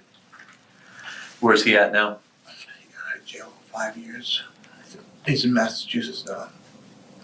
Leave me alone. He still reaches out to you? And harasses us, yes. In a what? And harasses us, yes. Harasses you? Did any of that lead you down the path that you've chosen in life? No? Other than the fact I want to become a physical therapist because that's what helped my mother. Really? Yeah. And your mother's still alive? Yep. You said you're obviously close with her. Yeah. Is there any message you want me to relay to her right now? Just tell her I love her. Okay. Anthony's claims of past violence hints at deep-rooted trauma, a possible key to understanding his psyche. While abuse can blur the line between victim and perpetrator, in his case, it is just an excuse. We can see where he came from, but it still doesn't justify what he did. This wasn't the result of a damaged past. It was a deliberate, calculated choice to destroy everything rather than face his failures. You're not with your family right now. So you are going to be charged with their murders. You understand that? That's fine? Okay. So, I mean, it's a formality that we have to take part in, okay? I know you may see things differently. No, I understand this. Okay. This I mean, law- you were a law-abiding citizen up until this point, correct? I mean, from what I've heard, you've never, other than the little investigation that you had going on last year with the feds up there in wherever, Connecticut, you didn't have a violent... No, this was a decision to. Okay. After his heinous confessions, detectives thought they had finally unraveled the brutal tragedy inside the Todd household. But just when they believed they had solved the case, a new revelation sent the investigation spiraling in a completely different direction. I want you to know a couple things. And I absolutely loved, honored, and obeyed Megan through everything. Because a lot of things will come out. You can't talk about it right now. Realize that, okay? The night everything happened, okay, I'm going to tell you this. I went over because Zoe wanted her Mickey silver necklace for a reason, but you'll find out later. I ended up falling asleep. Let's just leave it at that, okay? I fell asleep I was supposed to wake up at 11:30, and didn't wake up the next morning. I have no idea what I told investigators because I was completely stoned. I was asleep. According to Anthony, he wasn't even there the night his family was murdered. He claimed he returned the next day only to discover the worst, but when investigators pushed him, his story took yet another turn. In a desperate attempt to escape the weight of his crimes, Anthony Todd changed his story entirely one final time. This time, he placed the blame on his wife, Megan, claiming she was the one who killed their children in a twisted murder disguised as a death pact. The forensic evidence was striking, aligning with this new narrative, with the knife having more of Megan's fingerprints than his. But the contradictions in his statements and his disturbing lack of remorse all pointed to one undeniable fact. Anthony Todd was guilty. You told detectives that you went into Zoe's room and you rolled over on top of your daughter until she suffocated. And your testimony here today is that Megan did it. Megan killed Zoe. And you told the detectives multiple times that after Zoe, you went to Alex's room. My testimony today is the fact that Megan killed her kids and killed herself. Okay. So everything that you told the detectives is not true. Number one. Yes or no? Ma'am, video, that's what I said. I don't remember anything after I left the house till I got to jail. So I'm going on your premise that video is correct. Okay. Well, that is you in the video, right? It's a sickly version of me, yes. And that's you talking, right? That is me talking, that's correct. Thank God I didn't tell you I assassinated There's no Kennedy. question. His confession told a different story. No remorse, no grief, just chilling detachment. In court, he claimed insanity and blamed his medication, but detectives had already torn that defense apart. His contradictions and the overwhelming evidence of premeditation left no room for doubt. You've been in the hospital the last couple of days, correct? I don't know how long I've been at the Okay, hospital. the last couple of days. Today's Wednesday. Yeah, Monday, Monday, yes. so Wednesday. You're not on any kind of medication. You didn't get any type of. They gave me something. Well, you're not under the influence of anything right now. You didn't take anything while you're in the hospital that would alter your mind Oh, or no. your thought process Yeah. or. They gave me something. Other than not knowing the day of the week, you know where you're at, right? Yes. Yeah. Okay. You're at the Osceola County Sheriff's Office and everything like that. And, Okay. No, I don't. Yeah, okay. Yeah. all right. Okay. I just wanted to go back and say, oh, I didn't know what the hell I was saying. I'm of sound mind, and No, that it's is. sound mind. I'm Okay. here. I did it. Yeah. This is over with. During his trial in April 2022, the defense called just one witness, Anthony Todd himself. His testimony was bizarre, emotionless, and filled with loose ends. The carefully planned nature of the crime, the controlled cover-up, and the days he spent inside the crime scene all pointed to one truth. This was not a moment of madness. This was a cold, calculated murder. After countless attempts to plead his innocence, Anthony found himself trapped in his contradictions. The jury saw through his shifting stories, but one question loomed over the entire trial. If it is assumed that he was truly innocent, why did he stay in that house for days, living among the bodies of his wife and children? And if he had researched ways to take his own life, why had he failed so spectacularly? The answers weren't in his words, but in his desperation. The evidence painted a chilling reality. Anthony Todd had built a delusional world to justify the unthinkable, his mind twisting every detail to fit his false narrative. The defendant will please rise. Madam Clerk, if you would please publish the verdict. Verdict as to count 1. We, the jury, find the defendant guilty of first-degree murder as charged in the indictment. Verdict as to count 2, count 3, count 4, guilty. Verdict as to count 5. We, the jury, find the defendant guilty of cruelty to animals. In April 2022, Anthony Todd was convicted on all counts and found guilty of first-degree murder for the deaths of his wife, 3 children, and the family dog. The jury rejected his defense, determining the murders were premeditated. In May 2022, he was sentenced to life in prison without the possibility of parole. Did somebody tell you that? Yeah, Who told you that? my dad. Your dad told you that nobody was with her, it was just her? Yeah, in their bedroom. This is 6-year-old Ryland, who's being questioned by the detectives following the incident on the morning of April 7th, 2018, in which his mother, 25-year-old Brandy Colenza, shot herself. However, in a startling twist, Ryland reveals a vital clue pointing the detectives toward the real mastermind. We did ask him. And you know what he told us? He told us that he heard his mom scream. Why would he make that up? Ask him. Is he a liar? At this moment, 36-year-old Keith Johansson realizes that the detectives have uncovered the disturbing secret he's been desperately trying to hide. Yet, this is just the beginning of a heartbreaking tale. As the investigators dig deeper, they stumble upon a few pieces of evidence that unveil a different story, transforming Keith from a concerned husband into the prime suspect. Brandy Colenza and Keith Johansson had been married for a year and had recently moved into their new home. Brandy was a loving mother and wife, and to her, Keith was everything she had ever wanted. The family was bound by an unbreakable and immense love for each other, but they had no idea that a tragic twist was about to shatter their beautiful world forever. When the deputies arrived at the crime scene, Brandy had already passed away, and Keith seemed to be utterly devastated. She's gone? Oh, God! Oh, relax. My wife, man. Right, bud?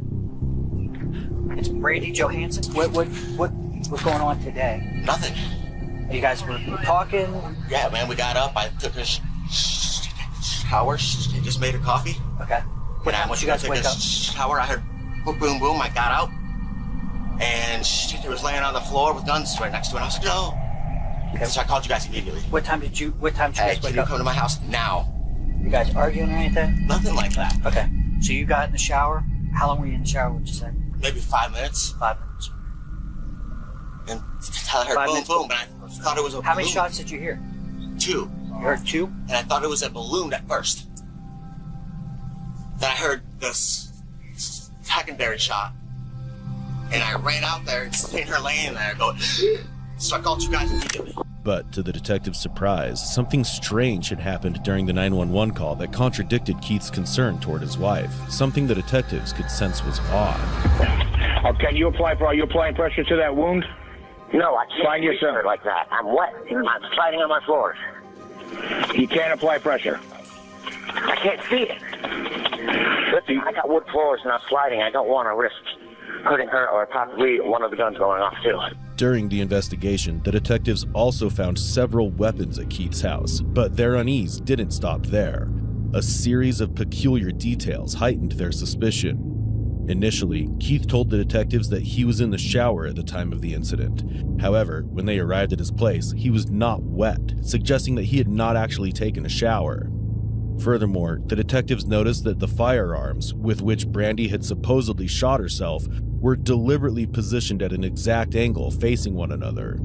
This raised suspicion among detectives that if Brandy had accidentally shot herself, the guns would not have fallen in that manner. The clues seemed to cast suspicion on Keith, but the detectives needed more certainty. Seeking clarity and desperate to find the answers, they immediately took him in for questioning.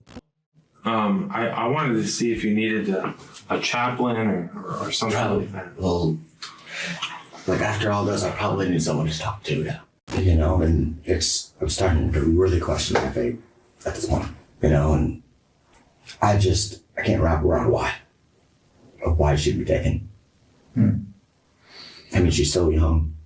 We just got married not too long ago, less than a year. We're starting out our life in a brand new house, and I just don't know. Yeah, I don't either. I I can't wrap my head around it. And it's hard. And how are the two of you getting along? Perfect. Perfect? Perfect. I just can't, you know.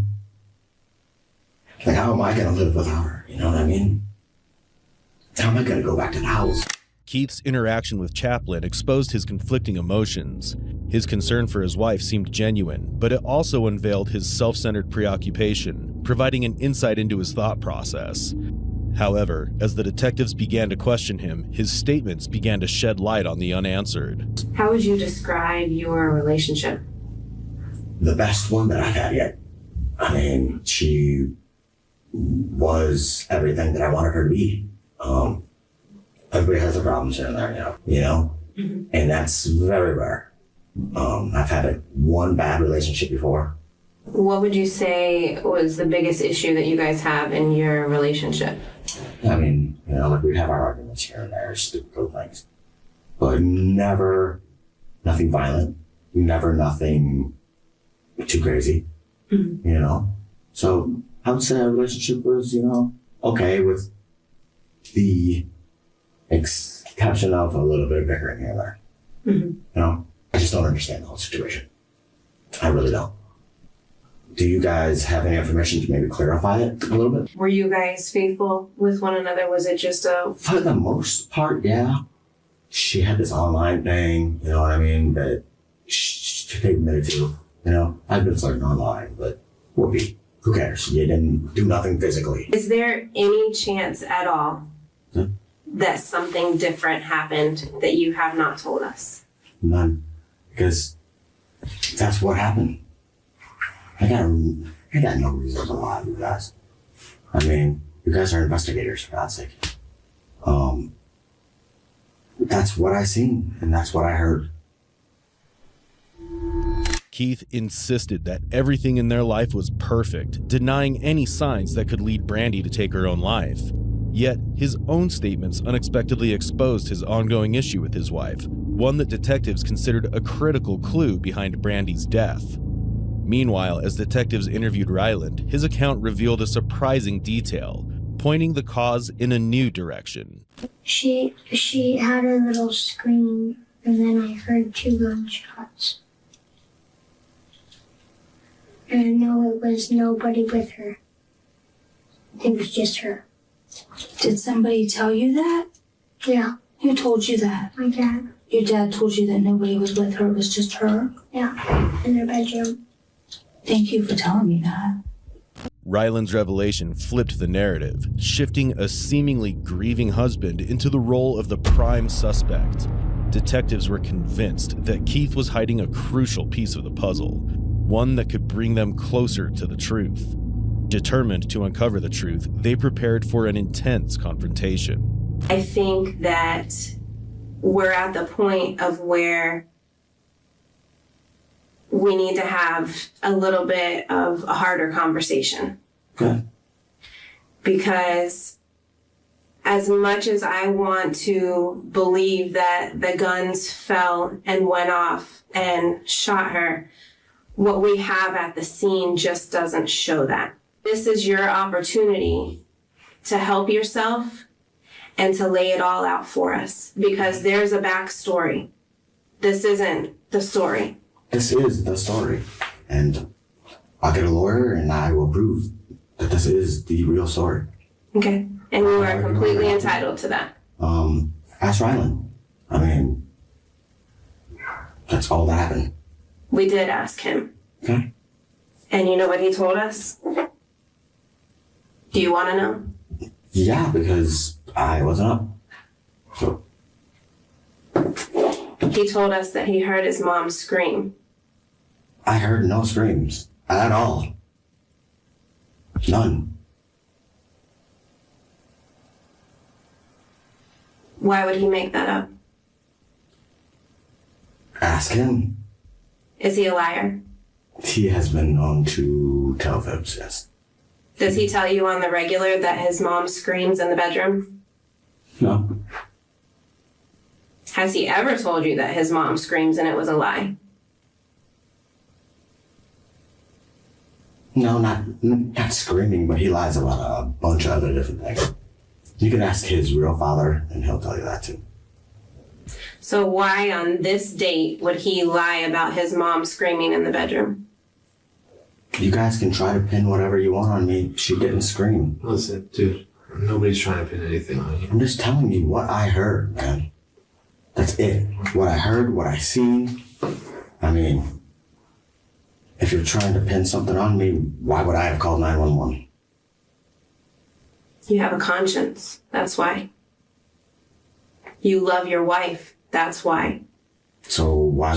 Happens in the heat of the moment. You're not a bad person. You're not a monster. No. I am not saying that you're a murderer. No. I am not saying that you're a bad person. But what I am saying is with my training, my experience, and the crime scene, the accident that you're laying out isn't the one that happened. And Accidents I happen. feel kind of offended. I feel offended too, if we're going to go to that level. I feel really offended that you guys can try to pin an accident on me. No. Oh, I thought that's what you were getting at with it. I was like, Not at all. When the detectives confronted Keith, his demeanor changed. He grew defensive and visibly offended by the detective's blunt approach. His reaction suggested he wasn't fond of her authoritative demeanor. When she probed his thoughts on justice for Brandy, his answer was bizarre and unexpected. Is there anything else that you can think of that you think is important for our investigation? As far as As far as anything, as far as getting justice for your wife?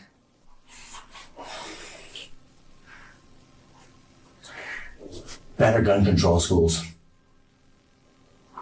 Better gun control schools, readily available. What in the world does that have to do with this? Listen to me, dude. I know this is a tough day for you. Hopefully this is the worst day of your life, and tomorrow starts something new. I hope so too. Okay? We gotta get through this day. You staying here, talking to us, everything's, which is fantastic to show the family. I mean, I take it like she's trying to pin it on me, and that's, yeah, and I'm very offended. Okay. She's not accepting what I saw and what I heard, and you know, okay. And that makes me feel like I'm getting the injustice now. As Keith realizes that the detective's sharp questioning is closing in on him, he becomes more defensive and yet pretends to remain calm and cooperative. The detective questioned Keith about whether there were cameras installed at his home, viewing it as an opportunity to gain insight and hoping for a breakthrough. Instead, Keith mistakenly revealed something that would later transform the trajectory of the case. Are there any security cameras installed in your bedroom? Not in the bedroom, no. Not in the bedroom. And the rest of them don't work. They're offline because the batteries are off. And I wish they would have been on because that would have been clarifying a lot of this. Well, to be honest with you, I mean, if something like that, if we would have had that on the video, I cannot even tell you the crazy that I have seen on surveillance cameras. Sure. Have to make sure there's nothing like footage on the camera of, and again, forgive me for saying this, but footage of you shooting her or something like that Sure. on video. At this point, until they're done with that scene, you just can't be free to leave. I can't let you leave until that time. Right. Okay. Can I have my parents come here to talk to? When Keith requested to see his parents, it presented a great opportunity for the detectives, as it could help them gain insights during their conversation with him. His statements could either contradict what he previously stated or potentially lead the suspect to confess. However, his uneasy and impulsive behavior revealed what he was trying to hide. The lawyer? I know. I didn't say you did. But you gotta be prepared for them to try to do that. When there's the main thing, I think, is because it was 2 shots fired. But I know. I'm not saying you did or didn't. I don't know. I'd say get out of the shower. Well, that's kind of suspicious too. If you had residue on your hands, you just got out of the shower. Sure. Could have washed all that stuff off. Okay, no witnesses. I mean, And he'll. This is what you get for being honest, man. Well, maybe you're being honest. I'm not saying you are or not. I mean, I'm sure you are, but you still have to understand there's a death involved. Well, Now, listen to me, though. Listen to me. If you did do it, I'm just saying, I believe you didn't. But I didn't. But if you did own up to it, I would have by now. well, I'm just telling you, if you did it, you own up to it. It'll be better for you. But I didn't. Okay, I believe you. And if I did, I would own up. I've been honest up to this I point. understand. I understand. I mean, They want you to think I'm trying to blame you, Keith. I know. I'm talking you man to man because this is the time to do it. Sure. But I'm not going to admit to something that I did not do. Okay? I know you did. Anyway. No, straight up. I know. Okay. Well, you would never hurt anybody. I know, and I was here voluntarily. You have never even hit anybody. I know. That's why you keep your mouth shut. Well, I told Because they you can all I take know. everything out of context. For You're over going to 3 be hours. proven innocent. I know I was but it's Just like they said, just don't say anything to us. I know. No more. Yeah, no more. You're just gonna have to. I'd lay on the table and go to sleep. Yeah, they're just doing their job, Keith. But they might be going overboard a little bit, but it does look suspicious. sure. Even you admit that. Sure, but I'm not gonna be accused of something that I really didn't do. Well, you don't have any choice about that. If they accuse you, they accuse you. You have no choice. Just keep your mouth shut and what? You hear me? Yeah. Keep your mouth shut and stay in good spirits. All right. You guys ready to go? Our legal obligation at that point is to let him leave. Due to a lack of potential evidence, the detectives had no choice but to let Keith go. However, the detectives were aware of the cameras installed at Keith's home, which he denied during the interrogation. So now, their only hope rested on the surveillance cameras that could help them provide crucial information for the case. 21 days later, as the detectives obtained the search warrant to review the surveillance footage, what they saw in it was far worse than what they had expected. The footage exposed Keith's darkest nature, revealing a side of him so monstrous that no one could have ever imagined. Put fish hooks in that. Because it's not worth nothing now. Not in my eyes. My eyes, man, you cheated, dude. Multiple times. And only a stupid, cheating scumbag son of a can make that same mistake. You the wrong person, dude. That's what made you become a lying, cheating. I will never trust you again. Ever. So you might as well get out of my life. Do yourself a favor. I want to just hurt you and leave. God knows you deserve it. I was not. Doing like this, you should have stayed the away from me, man. I don't know who the you think I am. I thought I was. Dude, you up, man. Like bad. It's only a matter of time. You don't care about me. I do care. In what way? Yeah, you like me as a No. father figure, but you don't give a about me. Yes, I do. I'd rather kill you than go back to jail. Maybe I'll make you take some sleeping pills and I'll cut off your clip. I'll go to jail for that. Jack figures it. You know what? I'm gonna leave it here to haunt you. Maybe one day you will. You and me, what I didn't. You drove me to think about it, man. My life, my living yours.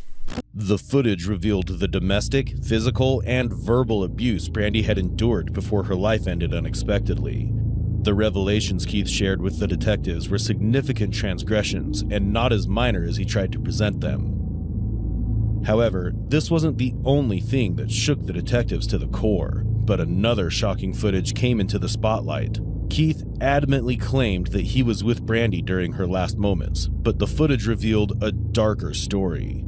Instead of trying to save Brandy's life, he was caught hiding drugs to avoid suspicion, betraying his claim to love her more than anything. Everyone was stunned to discover the true nature of Keith. The person they had cherished and relied on was actually the monster behind this devastating event. Watching the videos of Keith belittling my sister, it was hard. I just wanted to get up and hug her. 3 weeks later, following the incident, Keith was finally arrested. Initially, he was charged with second-degree murder, but when the detectives discovered the footage, his charge was upgraded to first-degree murder. The stories Keith made up from the beginning till the end weren't over yet. During the trial, Keith realized that every piece of evidence had turned against him, so he came up with a new plan. Well, I woke up and I went to the living room to retrieve my pants because I was thinking about taking a shower. Then I pretty much was in the bathroom, took off my pants, getting ready to step into the shower, and I heard her say "boo," which is the nickname that she uses for me. So I go out there, and she had a weapon in her hand. She said that I was not her husband and I was plastic, and I had walked forward to her, trying to disarm her, and, well, I had grabbed my gun, the one that was in the box. Okay. Mechanic? Yes, correct. Okay. Then I started walking towards her, trying to, say, "Hey, man," and trying to bark orders and for her to drop it and to disarm her. And then she would not do so. So I got closer and I tried to grab it from her, and she lifted it up and a round went out of my gun on her. Then she cocked and swung as I'm retreating, and another round I pulled off because she was pointing a loaded weapon at me. From the beginning, all his efforts to save himself, believing he could outsmart the system, were futile, as all his claims were disproved. On October 28, 2021, the Flagler County jury finally reached a final verdict. We, the jury, find the defendant Keith John Johansson as follows to count 1 of the indictment. Guilty as charged as the crime of first-degree murder. Circuit Judge Christopher France convicted Keith to a lifetime in prison without the possibility of parole. After hearing the verdict, Brandy's sister delivered an emotional speech that conveyed her immense pain over the past years. Brandy wasn't just my sister. She was my best friend. And he just took her away and nobody was able to say anything. And being in jail is great for freaking him. He gets to live, as we still have to suffer inside with my sister gone and knowing and have to deal with Rylan growing up knowing his mom is not here with us. Sir, put your hands on top of your head. Go ahead and go to your knees. I understand somebody's been shot inside the house. When officers entered the house, they found 62-year-old Suzanne Meyer shot in the head, killed by a single bullet. I killed my wife. This goes, what happened there? This goes back 11 years. But what truly unsettled everyone wasn't just the act itself. It was the fact that 69-year-old Dave Meyer stayed in the house with his wife's dead body for 4 days before finally turning himself in.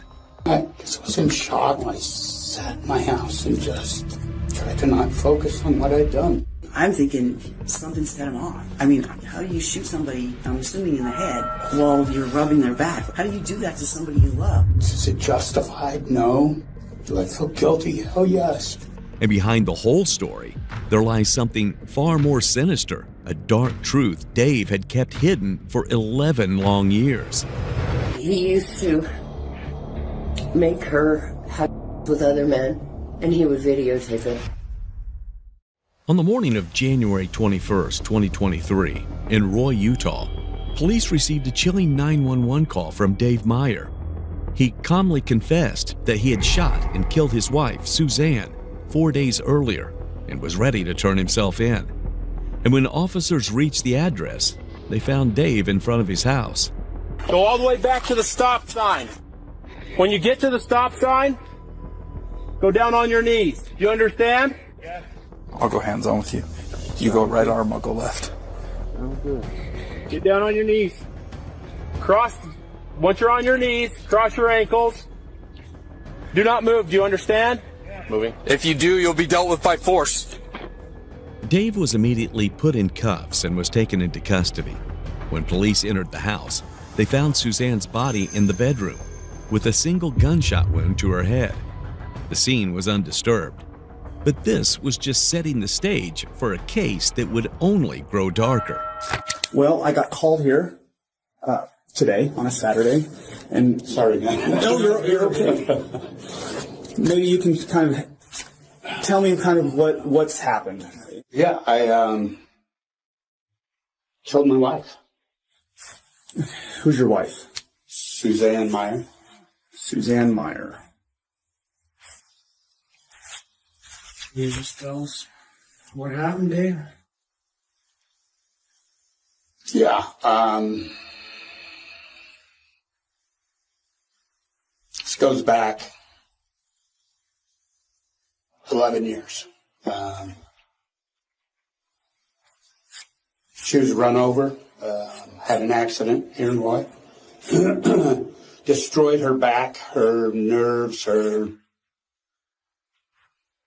just totally destroyed her. Very strong woman, in the gym all her life, ran, lifted every day, in shape. Accident crushed her.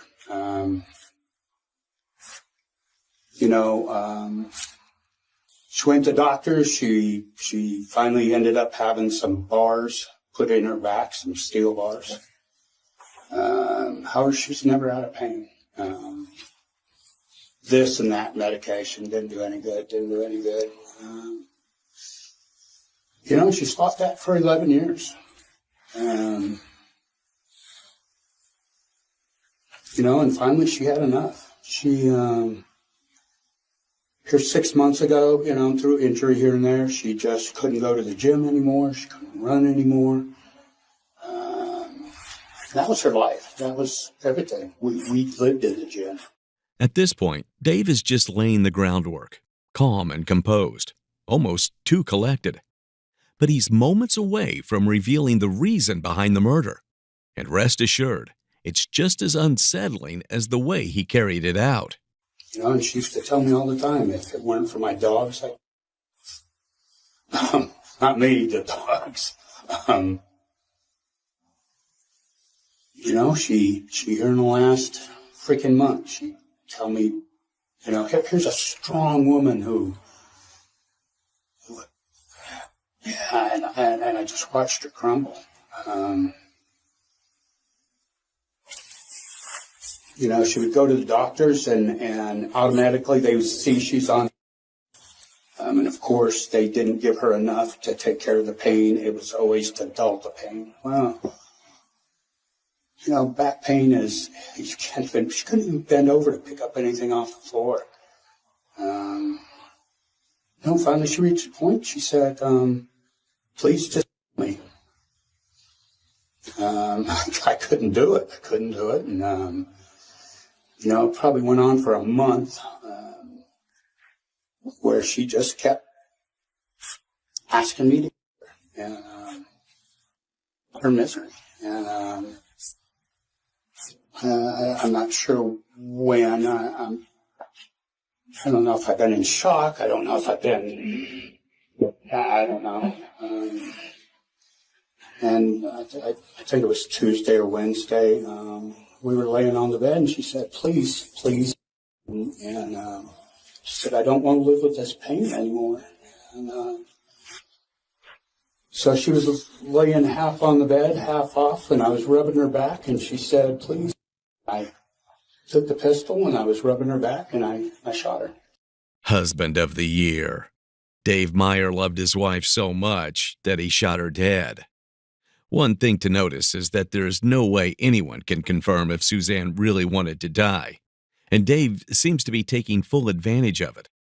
But like in countless cases around the world, the truth has a habit of surfacing sooner or later, and the truth behind this story was about to be revealed soon enough. I guess I went into shock, and I don't know, for 4 days, 3 days, I don't even know. I didn't sleep. I slept odd, just in the couch on the chair. I just kept the bedroom door closed. And I woke up this morning and I know what I needed to do, so I called you guys. Sounds like that accident was a nasty accident. Oh, it was. It was horrible. I can't imagine. I can't imagine being in pain for 11 years. Oh, yeah. And she was. You'd ask her friends at the gym. She stuck it out for so long and worked through the pain. Here this last 6 months, it got to her. She just couldn't do it anymore. She was tired of getting blown off by doctors. Any doctor she'd go to, first thing they look at it. And nobody'd help her. She get shots in her back. It didn't do any good. We got her on some kind of meds. It was a long release one. Didn't do any good. So. Dave, did you stay in the house since that time? Yes. Yes, I might have gone to the store to get the dogs some treats or something. I don't know, but I don't know. I don't know. I guess I was in shock. I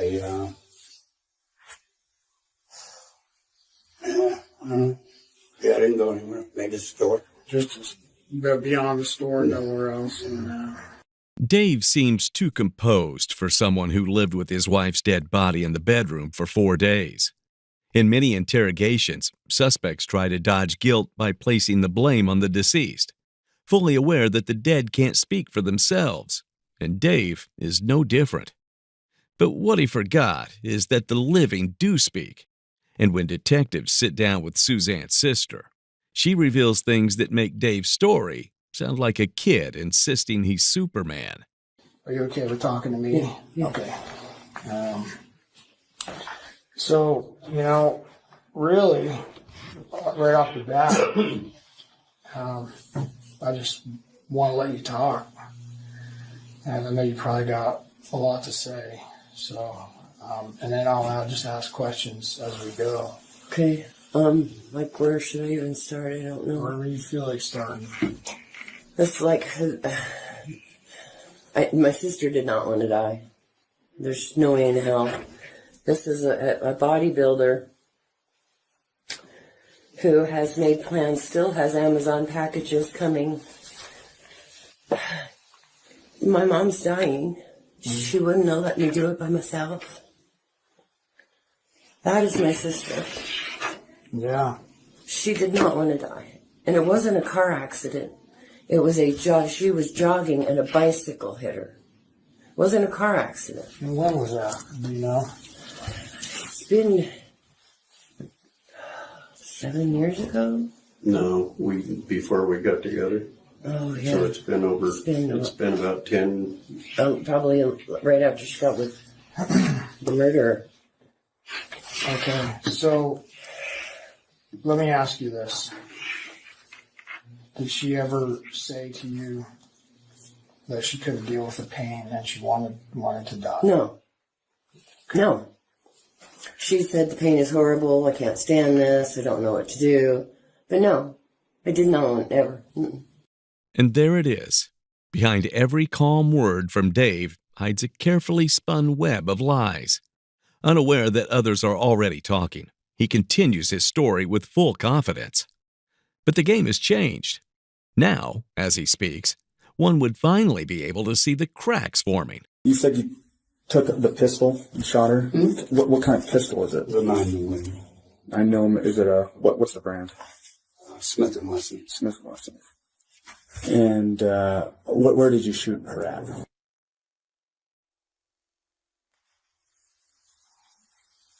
So just making sure I understand correctly, she's kind of onto the bed, laying half on the bed. Mm-hmm. You're rubbing her back. Mm-hmm. She's saying, "My pain." Yeah, well, not at that exact moment. She had asked me earlier, please. Yeah, it was constant. It was the last month. It was every day, 3-4 times a day. She was just done. Yeah, it was probably the night before when the last time she asked me to do it. She was laying on the bed, and I remember what our conversation was, and I grabbed the gun, and I was rubbing her back, and I shot her. So it was the night before she asked you to do it, and then so like Monday night. Yeah, Monday or... Yeah, it was constant, you know, it was a constant part of our conversation. You know, she told me constantly if I didn't have my dogs, I would... So it wasn't me, it was their dogs. I just couldn't stand to see her suffer anymore. It was horrible. It was all the time. It was every day, every morning, you know, she couldn't do things. She couldn't ride in a car for more than an hour. She couldn't fly on an airplane. She couldn't stand. She couldn't sit. She couldn't work. It overwhelmed our life. Her back injury overwhelmed our life. Everything we did, everything, you know, we couldn't do things because of her back. David, I think when you called into the dispatchers, I think the notes were that you said you choked her? No, not at all. I called into dispatch and she asked me, I gave her my address and she asked me what happened and I said, I shot my wife. Oh, okay. And she said, is she alive? And I said, no. And she said, do you have a weapon on you? I said, no, it's in the bedroom and I'm outside. She told me wait for you guys to get there and put my hands above my head. Okay. I didn't choke her. Okay, I thought I saw some note about choking. As far as you know, was she ever choked at all? No. Okay. Yeah. His casual tone continues, but he's about to slip, just enough to hint at a different motive, one that might finally reveal why he really pulled the trigger. How long have you guys been married? 12 years, 11 years, 12 years. 11 or 12 years. Was this injury causing stress on your marriage as well? Oh, sure. Yeah, of course it was. And what kind of way? Well, here's a viable woman that was strong, was healthy, was a runner, a weightlifter, competed in bodybuilding contests, and all of a sudden, you know, slowly over that 11 years after her injury,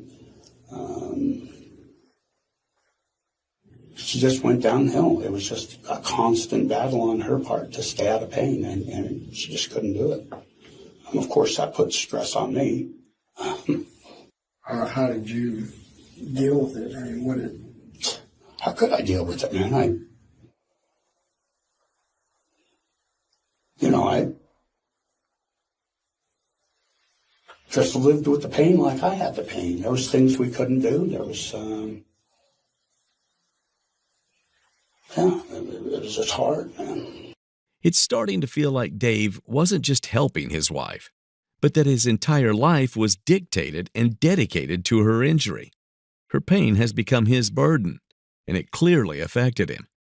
So there's a strong chance that Dave pulled the trigger not out of mercy, but because he was simply done living that difficult life. But that's not even the prologue. And one by one, each of Dave's disturbing choices is about to crawl out. And it all begins when Suzanne's sister starts revealing the truth. And I mean, it's all text messages. You can have them. You can. Okay. I mean, he used to make her have with other men, and he would videotape it. And how do you know that? She told me. Okay. And I might have some things in text as well. Okay. He has never physically abused her, but he does like he's gonna hit her. Okay. And And how do you know that? She told me. Okay. And I'm sure I have that in text as well. Okay.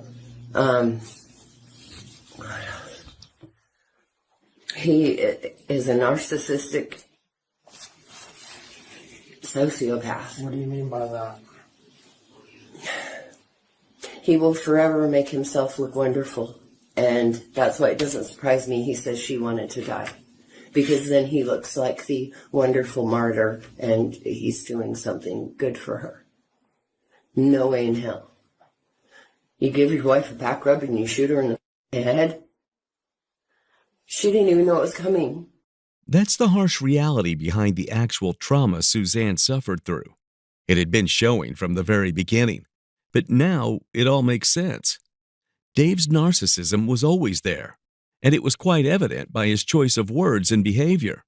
And now, just when the picture starts getting clearer, a client, someone Dave personally trained at the gym, comes forward and confirms exactly what Suzanne's sister said about his aggressive side. He said that she was really mean. And he said he just had to blow everything off that she said to him.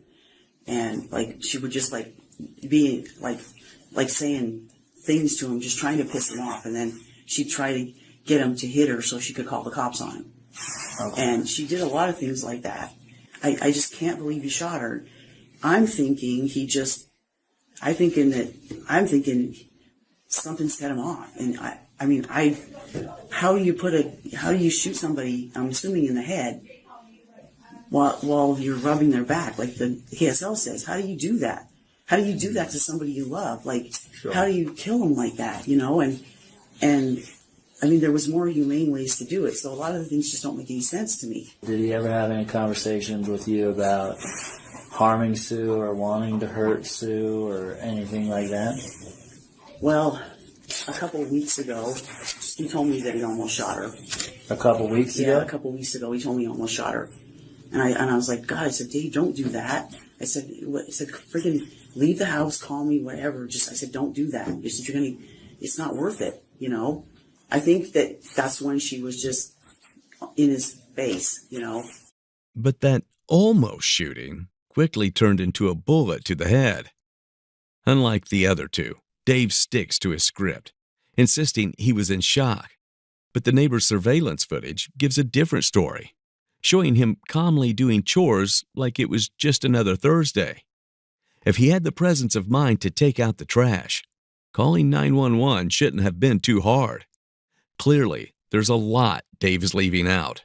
I was rubbing her back with this hand, and I had a weapon in this hand. I was rubbing her back, and I put it up this way, and I shot. And I threw the weapon over on the bed.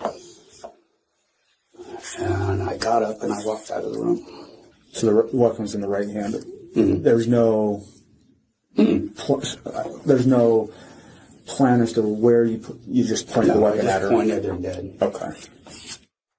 And believe me, I thought a lot about going back in the bedroom and doing myself. And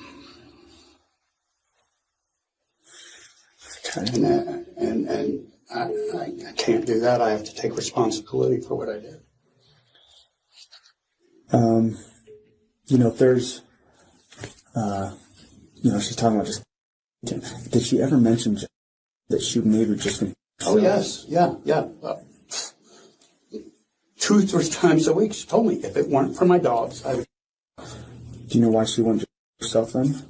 If she didn't have those dogs, she'd have done it a long time ago. Only thing kept her whole life was into those dogs since, her life was the gym and the dogs. It's the reason they're a man's best friend. Oh, they are. That's exactly they really it. are. Yeah. We would do anything for dogs. Yeah. She would do her thing in the gym, I would do mine. And then probably 6 months ago is when she just wasn't able to do it anymore. She just could not freaking do it. It took every bit of strength she had to walk the dogs. And that was her priority for the day, was walking those dogs. Yeah. Let me rephrase my question. 6 months ago, you guys stopped going actively every day. She did. I kept going because I was training people. So okay. That was kind of a added income for us, which we didn't have because she wasn't working. But she had been to the gym since then? Mm-hmm. A few times, maybe half a dozen times, spread over. Okay. 3, 4, 5, 6 months. Did she have a cane? How was her mobility? She was able to walk freely? Yeah. She wasn't in a wheelchair? No. Okay. Did she ever go to physical therapy after the injury? Yeah, after the injury she did for a long time. And how long has that been? How long has she stopped going there? Probably a year after she was injured. Okay. You know, it wasn't doing any good.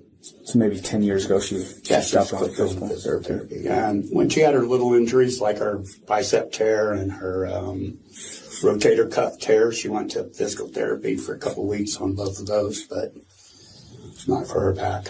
Do you know who her therapist or physical therapist was? No. Do you guys have a history of like arguments, fighting? No. How would you describe your guys' marriage? Very good. Yeah. Yeah. You know, we were married. She kind of did her thing. I did mine. And, you know, once we lost the gym together, that was, that was kind of weird. What's that, Dave? You said it was kind of weird after? Yeah, it was weird not working out with her anymore. I mean, that was our whole life together. You know, and she just couldn't do it. Just, you know, she might be able to do it, but she was in so much pain afterwards, it wasn't worth it for her. Was there anything that you would like to tell us additionally that you made? No, not really. I mean, you know, I did it. I'm guilty. I can't say any more than that, right? I mean, I did it. I don't dispute that fact. A wife asking to be killed and the husband actually going through with it is something that just doesn't sit right with the detectives. Sure, Dave turned himself in, but he also had 4 entire days to carefully craft his version of events. And without solid evidence, cracking that story isn't going to be easy. And while Dave's responses hit the same dead ends, his client was about to pour out a flood of revelations, one that would finally start to explain Dave's eerie calmness after murdering his own wife. I shake when I'm nervous, and I wanted to tell you guys, but I was so afraid my husband was going to find out that I was seeing Dave. I saw him like from February 15th through the end of October 21. Like you guys were having a relationship? Yeah, February 18th through what? Yeah, the date's on there. I think to the end of October. Oh. When his wife was still working, I would go over his house. I knew where they lived before that, but that's why I knew where I was trying to. That's where I know where they live, because I've been over there before to buy stuff from him and take money when Sue was there, like years ago, and I think in like 2019. But I started seeing him in February of 21 through, I think, October of 21, and then February of 21, and through October of 21.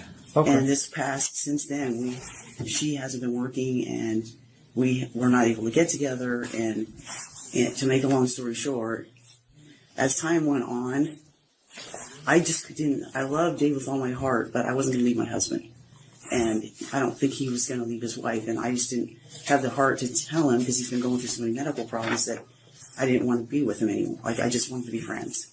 I tried to tell him a couple times, but I just couldn't do it. Like, because he's been having such a rough time this year, and I was trying to help him with his medical problems. That's why I know so much about him. I guess the question would be, did he ever talk to you about wanting to hurt Sue or doing anything like that? He never said anything like that at all. He really loved her. He just said that, you know, the relationship was going. He wasn't interested anymore. Okay. And I don't know. I feel bad now, because I'm wondering if it was because he said he was tired of going without, and I think he meant, but I'm not sure, because I'm not the most prettiest girl ever. I think maybe he was just having me over there but he seemed like he really loved me. Like we were, I would have done anything. So you say your relationship between him was just for that? What is that? That couple of 6 months, 7 months. I've been over his house maybe past October 21 till now, maybe 3 times when she was gone. So I guess the question that I have to you is, was Dave seeing anyone else that you knew of? I don't know. I don't think he was, but he didn't like. He did. I think he was only seeing me, but I don't know. I don't think with all the time he was at the gym, and I don't think Sue was leaving the house at all. And so, and I don't think he'd be trying to have with. Like he saw me 3 times this year. I guess he could have been seeing someone else, but I don't know. And it clears up the fact that Dave's love for Suzanne was as lifeless as the house they shared. He was having affairs, constantly fighting with her, and even coercing her into filming explicit videos with other men. And then there's another disturbing layer. Dave and Suzanne had been taking narcotics every night for the last 10 years. That might sound like a minor situation, but under federal law, cannabis users aren't legally allowed to possess firearms. And now, the possibility that the couple was intoxicated adds another new layer to this already disturbing case. Yeah, and I don't necessarily mean like about that, but just in general, like if there's, is anything that may be important for us to just kind of understand or know pertaining maybe the marriage or certain struggles you guys maybe had, or if there was outside influences, anything to that effect is what I'm kind of referring to. Okay. Just, like I said, we're pretty private people. We had friends at the gym, but did we have people over for dinner? No. Did we go over to anybody's house for dinner? No.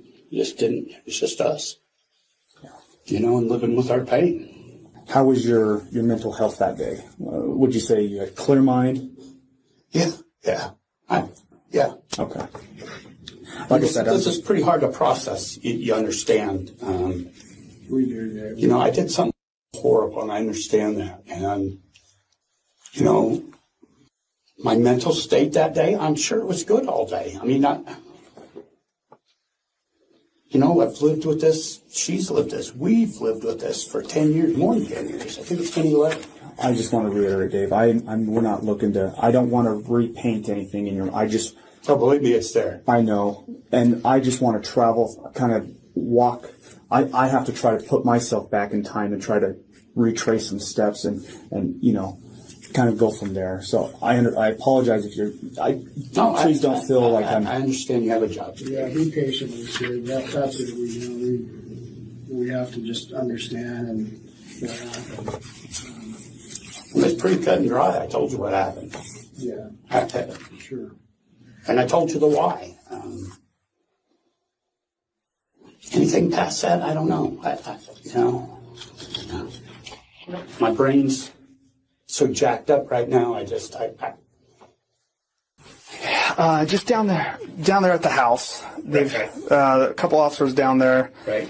They've located a couple no more pain written on Yeah, that was me. That was you. Yeah, that was okay. Me. Yeah, that wasn't her. Okay. I didn't know what that was from. No, I think that was me. Okay. Yeah. No more pain. Yeah, right. Dave wasn't ending Suzanne's suffering. He was freeing himself from what he saw as pain. That being responsibility, marriage, and commitment. That note wasn't for Suzanne, rather a narcissist's farewell letter to his own burdens. And while he tried to dress it up as a mercy killing, things took a darker turn when his gym client, the woman he was having an affair with, revealed that Dave had casually mentioned Suzanne would be gone soon. That was all detectives needed. The pieces were falling into place. Trial was no longer a question of if, but when. But before going into the trial, what do you think was Dave's main reason behind the murder? Dave accepted a plea deal in March 2023, pleading guilty to murder in exchange for dismissal of other charges. Finally, on May 10, 2024, at the 2nd District Court in Ogden, Utah, Judge Joseph Bean sentenced him to 15 years to life in prison. Dave was credited with around 475 days served and is currently incarcerated at the Utah State Prison. We just got notified by the hospital that she didn't make it. Oh my God. No, don't tell me. Please don't tell me that. Did she die? Sir. Oh God. No.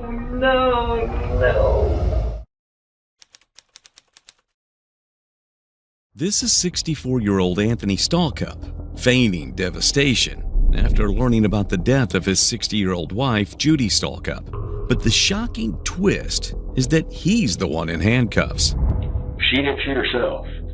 And I didn't shoot her. Well, then what happened? When first responders arrive, they find Judy's body on the couch, drenched in blood. Anthony turns the horrifying tragedy of his wife's death into a comedy act. But that very attempt at humor is about to turn his world upside down. Well, Tony, guess what? I'm going to call you a liar. You got a woman that you say you love that is fighting for her life right now. And you're trying to feed me a line of bull like that. But his lies are just the tip of the iceberg. And as the interrogation proceeds, Anthony is about to do something so bizarre that it leaves the detectives stunned. Man, what are you looking at yourself for? On July 10th, 2019, police officers were dispatched to 6230 Noble Road in Paducah, Kentucky, following a disturbing 911 call. Inside the camper, they found Judy with a gunshot wound, lying in a pool of blood. However, she was still alive when they checked her pulse, so they quickly rushed her for medical assistance. They also found Judy's husband, Anthony, inside the camper.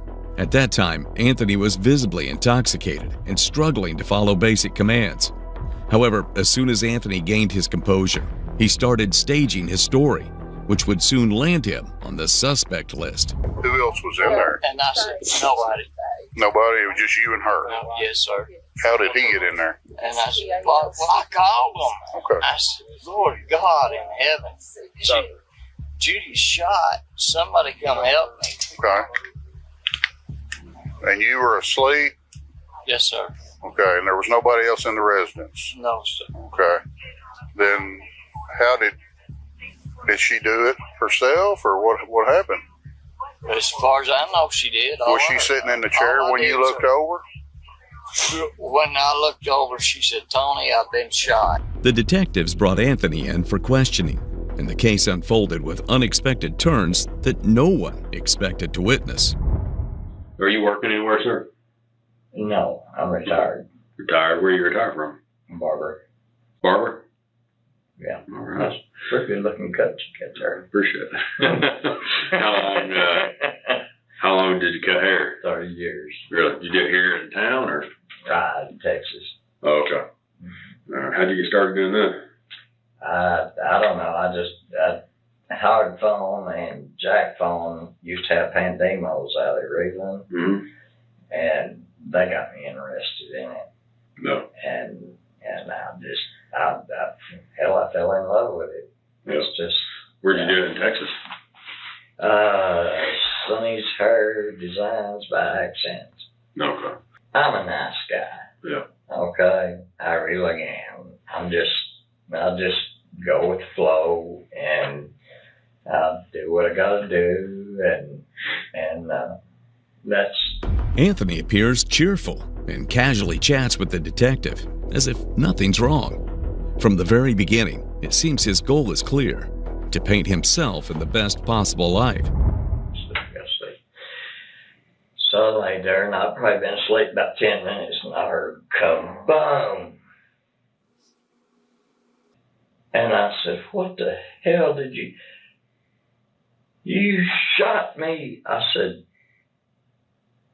I was asleep. I didn't shoot nobody. And she said, well, I guess you won't have to worry about me no more. And she just fell over in the chair. And I got up and I called the neighbors. Of course, I mean, what am I going to do? I called the neighbors and I said, Judy's been shot. Do what? I said, Judy has shot herself. We'll be over in a minute. We'll be over in a minute. I said, Alan, I'm going to prison. Because I'm an ex-felon. I ain't even supposed to be around guns. Man.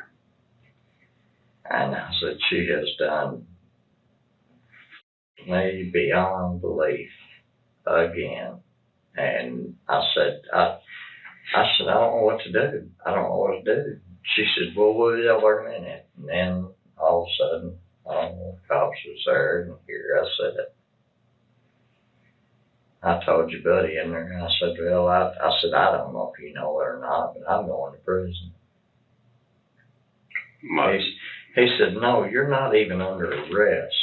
No. He said, you're not under arrest. I said, when they find that gun in that house, and I'm an ex-felon, they are going to automatically take me. Anthony clings to his innocent image, but the fact that he's more worried about his past as an ex-felon and the possibility of being arrested, rather than his wounded wife, is deeply troubling.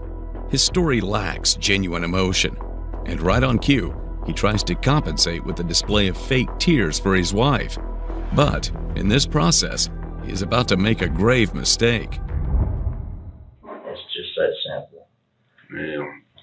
No, it's not that simple. And I said, God, can somebody just take me to, where did they take her? Did they take her to Baptist?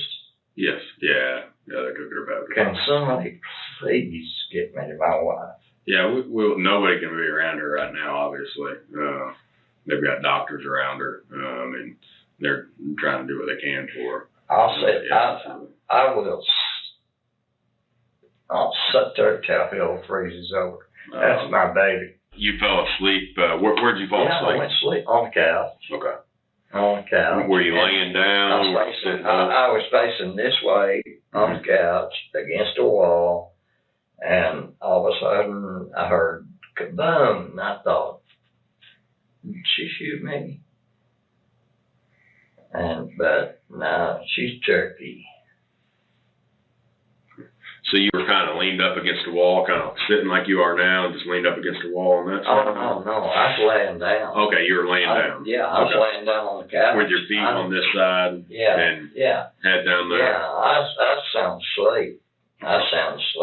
And I heard that gun go off, and I thought, what in the hell? What did she say when you woke up? Oh, she didn't say nothing. She's out. She's gone. She was already out when you woke up? She was just like this in the chair. Okay. So what'd you do then? I said, oh my God, what have we done? And she wouldn't answer me. So I called Allie and Nettie, our neighbors. Sure. And I said, Judy's been shot. Y'all need to get over here. We need to do something. I don't know what to do. I'm scared to go to jail. I don't know what to do. Anthony desperately tries to stick to his story, but whether it was the alcohol or his nerves catching up, he slips. He claims Judy was lying on the couch and didn't say a word, directly contradicting his earlier statement where she told him, "You shot me." Noticing that Anthony is struggling with his story, the detective turns up the heat, hitting him with more probing questions. And when Allie got over there and she started slapping her in the face, she said, Tommy, we've got to have an ambulance. I said, Allie, they're going to take me to jail. How long do you think it was from when about 30 minutes you woke up till they called an ambulance? About 30 minutes. 30 minutes? Mm-hmm. I worked in surgery, okay, when I was 19 years old. Mm-hmm. I worked in surgery. And then I took anatomy and physiology and barbering and all that. And I thought, my God, what could that have hit? Yeah. It could have hit her lungs. It could have hit her heart. It could, and I just... According to Anthony, Judy laid helpless on the couch for nearly 30 minutes before the ambulance arrived. A detail the detective finds hard to overlook.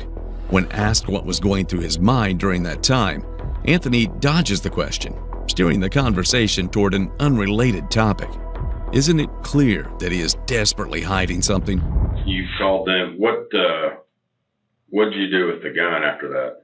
Or let me back up. Where was the gun after you saw that? What you done with it? When I saw it, I laid it down on the coffee table. Okay. Where was it when you woke up? It was in her hand. Okay. In which hand?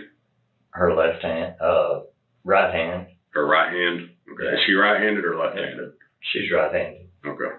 You're kind of motioning there. What were you doing? She's right-handed. She had to do this. I mean, that's the only way.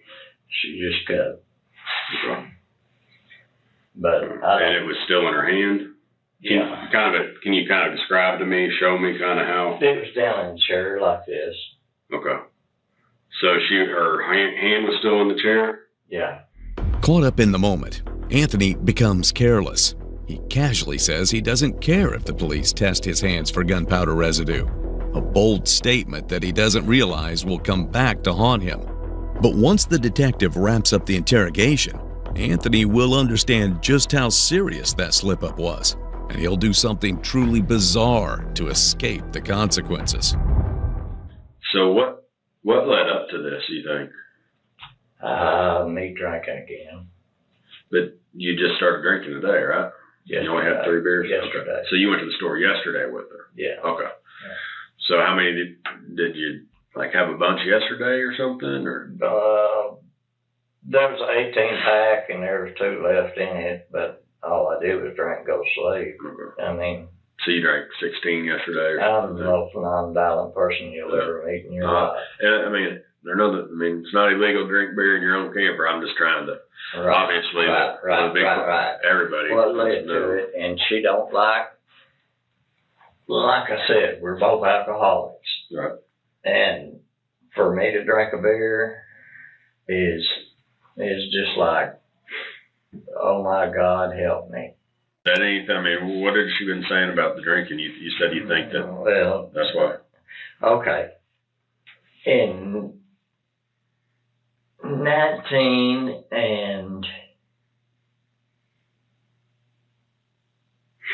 1999, she drank a glass or a little bottle about this big of 98% pure arsenic. Dr. King's got all the records and been, and so she suffered from depression. She suffered from bipolar. She has migraines, and we've been together for 30 years. But yeah, she just, well, I antagonized that, I guess. Antagonized what? Her drinking that poison. Oh. She said we had a 12-year-old son that was just out of control. It's possible that Judy wasn't happy seeing Anthony drinking again. Given their troubled history, alcohol had become a dangerous trigger. They knew opening a bottle could lead to disaster. But even so, that reason alone doesn't seem to be enough to push Judy to the edge and attempt suicide. From when the time that you all went to Cheers and you fell asleep, how long do you think that was? Probably an hour. An hour? Okay. Then how long do you think you were asleep? I wasn't asleep long. I had just went to sleep and I heard a kaboom. Okay. So within 30 minutes? Yeah. Within shorter than that, or? No, 30 minutes. Okay. 30 minutes. And I thought, oh my God, what have I done? You know, you always want to blame yourself. Yeah. Well, I mean, why would you be to blame in this one, in this situation? Well, if I wouldn't have went and got no beer, she wouldn't have done this stupid. Well, yeah, but I mean, if she went with you and she says she's going to buy it for you one more time, surely she can't be that upset about it. Like I said, she's Cherokee. Yeah, you said that before. Like, you mean, what does that mean? You ever been around the Indian? Well, yeah. You saying she got a temper, or what do you mean? Oh, yeah, when she gets something in her head, that's it. It's over. You can't change her mind. You can't. You just can't even talk to her. Mm-hmm. I've been asleep probably about 30 minutes. And then, bam.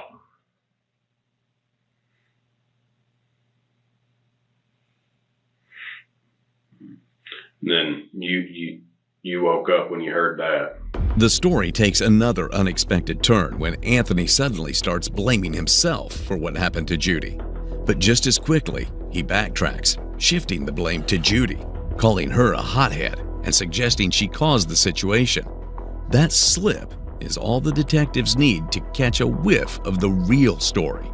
But soon, Anthony is going to come up with another story that will flabbergast everyone. You know, it's ain't no blood or nothing, but I said, what the hell did you...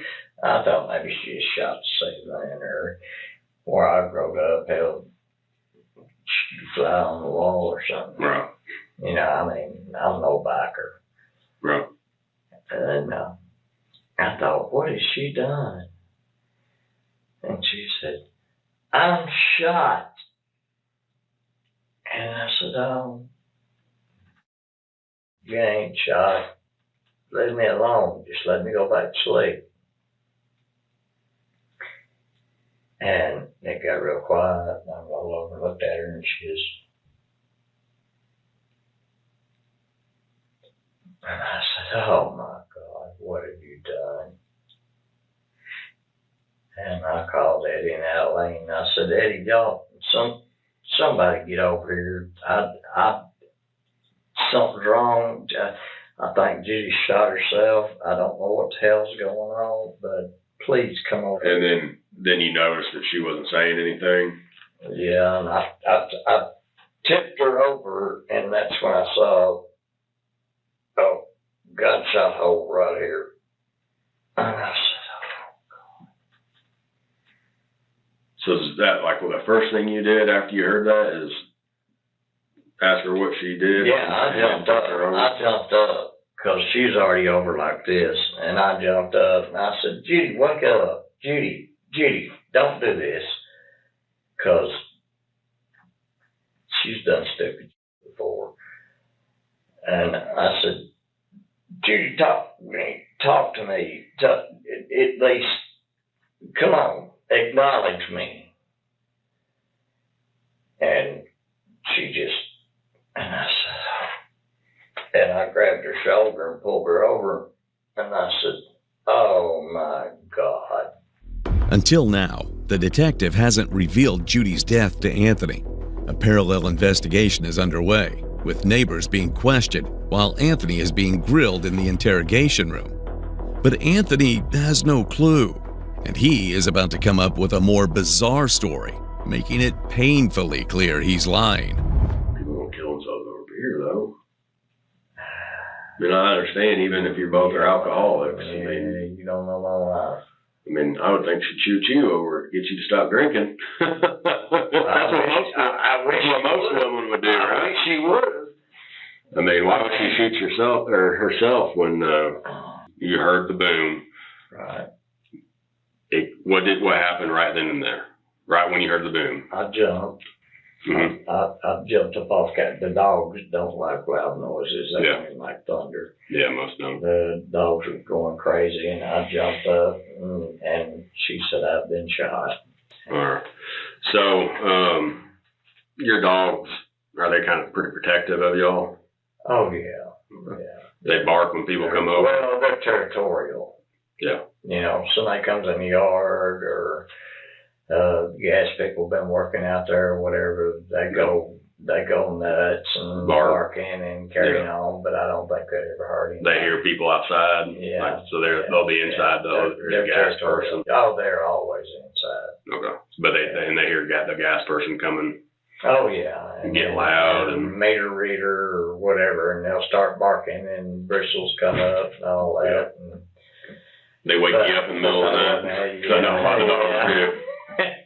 Yeah, they're sweethearts. Yeah. They really are. They're sweethearts. I know I had a dog, and man, I guess they don't sleep very hard, and boy, they wake me up. When they hear something or something don't seem right to them, then they're going to get aggressive. Yeah, I know my dog would wake me up out of a dead sleep. And yeah. I couldn't hear anything, but they could hear something, obviously. You heard anything about Judy? No, I've been trying to talk to one of the deputies that's there. But so would you think that the dogs, if somebody was outside or had come inside, so they definitely would have barked and you would have known? Yeah. So no way anybody except for the two of you could have been in the camper. No, there was no way. While talking about the dogs, unknowingly, Anthony confirms that only he and Judy were inside the camper at the time of the incident. What he doesn't know is that Judy has already been officially pronounced dead at 5:53 p.m., and both the officers at the scene and the medical examiners had gathered enough evidence to rule out suicide beyond any doubt.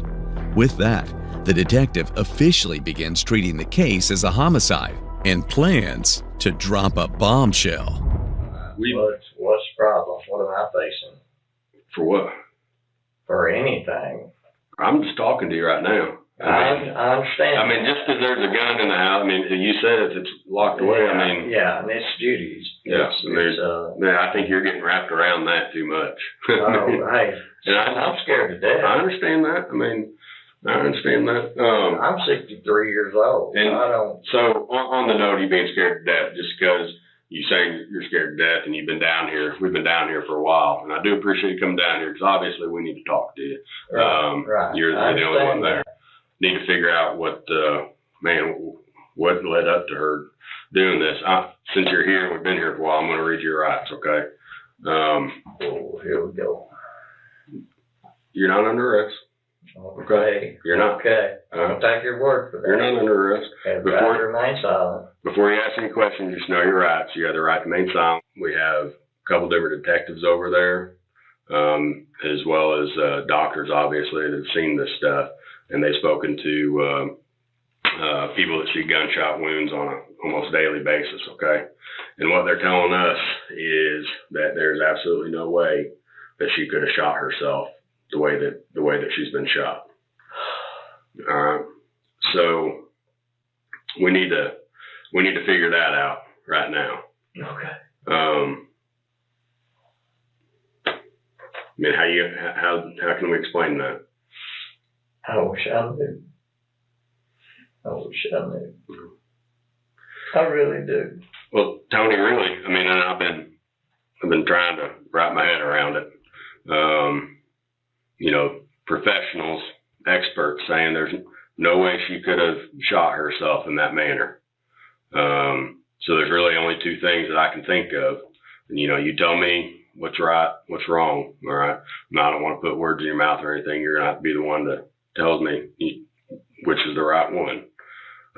Either you shot her in cold blood for whatever reason, out of spite, being mean, vengeful, hateful, whatever. I would never do that, sir. Or you all got into an argument, you're defending yourself in some type of altercation, you're defending yourself, and it happened. I mean, we've seen both things. Mm-hmm. So one of those two things had to have been what happened. So you tell me, Tony. The detective thought the bombshell would rattle Anthony's cold and defiant attitude, but Anthony clings to his lies, showing no remorse, only reinforcing the sense that he may be a lost cause. I had no reason to shoot her. Captain, I had no reason. I'm deadly in love with that girl. She didn't shoot herself. And I didn't shoot her. Well, then what happened? I wish I knew. Well, what is she going to say? I don't know. I hope she wakes up and tells the truth. Well, and if she wakes up and tells the truth, what is she going to say? She's probably going to say I took the gun away from him and it went off or something stupid. Took the gun away from who? From me. That she took the gun away from you? Yeah. Okay, why would she say that? She don't want me to have anything to do with any firearms. But I'm not. But why would she say that she took it from you? Because I was drinking. Okay. But why would she have to take it away from you? Did you have it out? Oh, no. It was under the pillow. It was under the pillow that you were laying down on? Yeah. Okay. All right. So if she wakes up, and I'm assuming she's going to tell the truth. I hope. So you think she'd probably say that she took it away from you? You told me I could see her. Yeah. So, I mean, but right now we need to talk about how this happened, how Judy got I into this. really wish I knew how it happened. Well, I really do. I really do. All I know is I heard a bang and she said, I've been shot. And I really wish I knew how it happened. Anthony had a chance to take responsibility for his actions, but he chose to lie again. This time, he takes it even further, claiming that if Judy were alive, she would defend his innocence. He then spins yet another version that stuns the detectives. Well, Tony, guess what? I'm going to call you a liar. You are lying to me, and you need to start telling the truth right now. You got a woman that you say you love that is fighting for her life right now, and you're trying to feed me a line of bull like that. Well, maybe I thought it would scare her. Scare her what? What do you mean scare her what? I mean, how's that going to scare her? She's right behind you. It's going to hit her. She saved me for 30 years.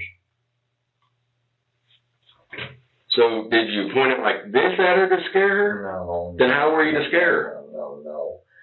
It was under the pillow. I didn't think it'd go anywhere.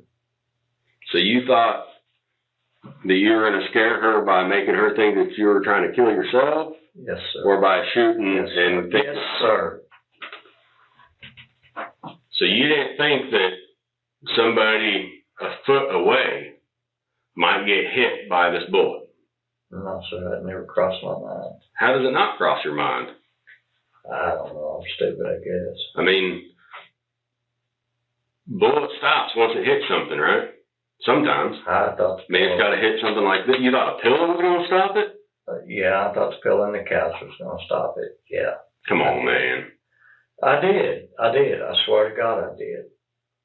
So you were willing to risk your wife's life on thinking that this pillow or this couch was going to stop a 9mm round. Man, what are you licking yourself for? Oh, just itching. Itching? Have anything to do with that GSR, does it? Oh, no. Here, you can do whatever you got to do. He's going to get the kit. You're in here licking and wiping your hand off. Oh, I've got psoriasis. This is possibly the dumbest way Anthony could have sabotaged himself, making his situation even worse. He thought he could escape with his lies and the reckless act of wiping off gunpowder residues. But the detective uncovers another crucial piece of evidence from a parallel investigation that can potentially pin him down. What's going on? Yesterday, this man come over to my house. You live over here? I live right there, yeah. Okay. And he was drunk. Yeah. And he was talking all kind of crazy. And he said he had a gun, and he was thinking about shooting somebody, and all that, So he just brought the conversation up, like, out of the blue? He said, I need to cool off. I was like, what's going on? I haven't met the man from Adam, Mm-hmm. And he was just like, I need to cool off. Me and my old lady's been into it. He said, I got a gun. He said, I don't want to go there. Lottie. Mm-hmm. And then that was about it.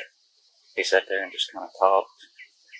And then he come back over here. So what threats did he make? He said, I'm going to what? He just said he had a gun. Okay. And he said, I don't want to do that. But was he implying that? Okay. I don't know what he was getting at, mm-hmm. but I could smell alcohol really, really heavily on him. Mm-hmm. And he was just... You never dealt with him before? I've never met the man. He was just, it was kind of odd. As if things weren't bad enough, Anthony starts turning on his neighbors, trying to shift the blame onto them. He denies every piece of evidence that could prove his guilt and is desperately holding on to his lies. Well, neighbors sell drugs. Need a confidential informant? We'll talk about that maybe a little later. Do you remember going over to your neighbor yesterday and talking to them? After you and her had an argument, you and Judy had an argument, you went over and talked to your neighbor? No, he come over to my house. Okay. You were talking to him after? Yeah. Telling him? Yeah. That you had an argument? That you and Judy had an argument? No. I do not So what? share our. What did you talk to your neighbor about then? Oh, I've got a Bose stereo Mm-hmm. hooked up to my TV, and I said, "Come here, Cody, listen to this." But as far as Eileen and Eddie, no, they don't. I don't remember going over there. No.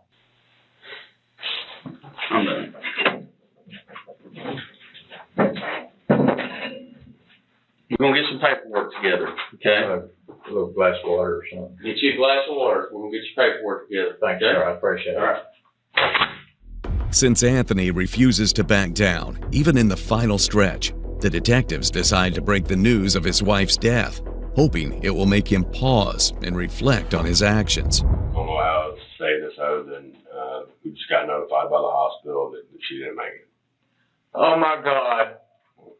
No, don't tell me. Please don't tell me that. I'll let you. Did she die? Yes, sir. Oh God, no, no, no, no. No, please don't tell me that. Please. Oh God, no. Oh God, no. What am I gonna do without her? I'll let you stay in here for a few more minutes, and then I'm gonna Can take. you listen to me? Just Nah, they're hurting me. well, I'm gonna give me a few minutes. I'm gonna let you have a few minutes in here, and then I'm gonna take you on over to the jail. Okay? My wife's dead.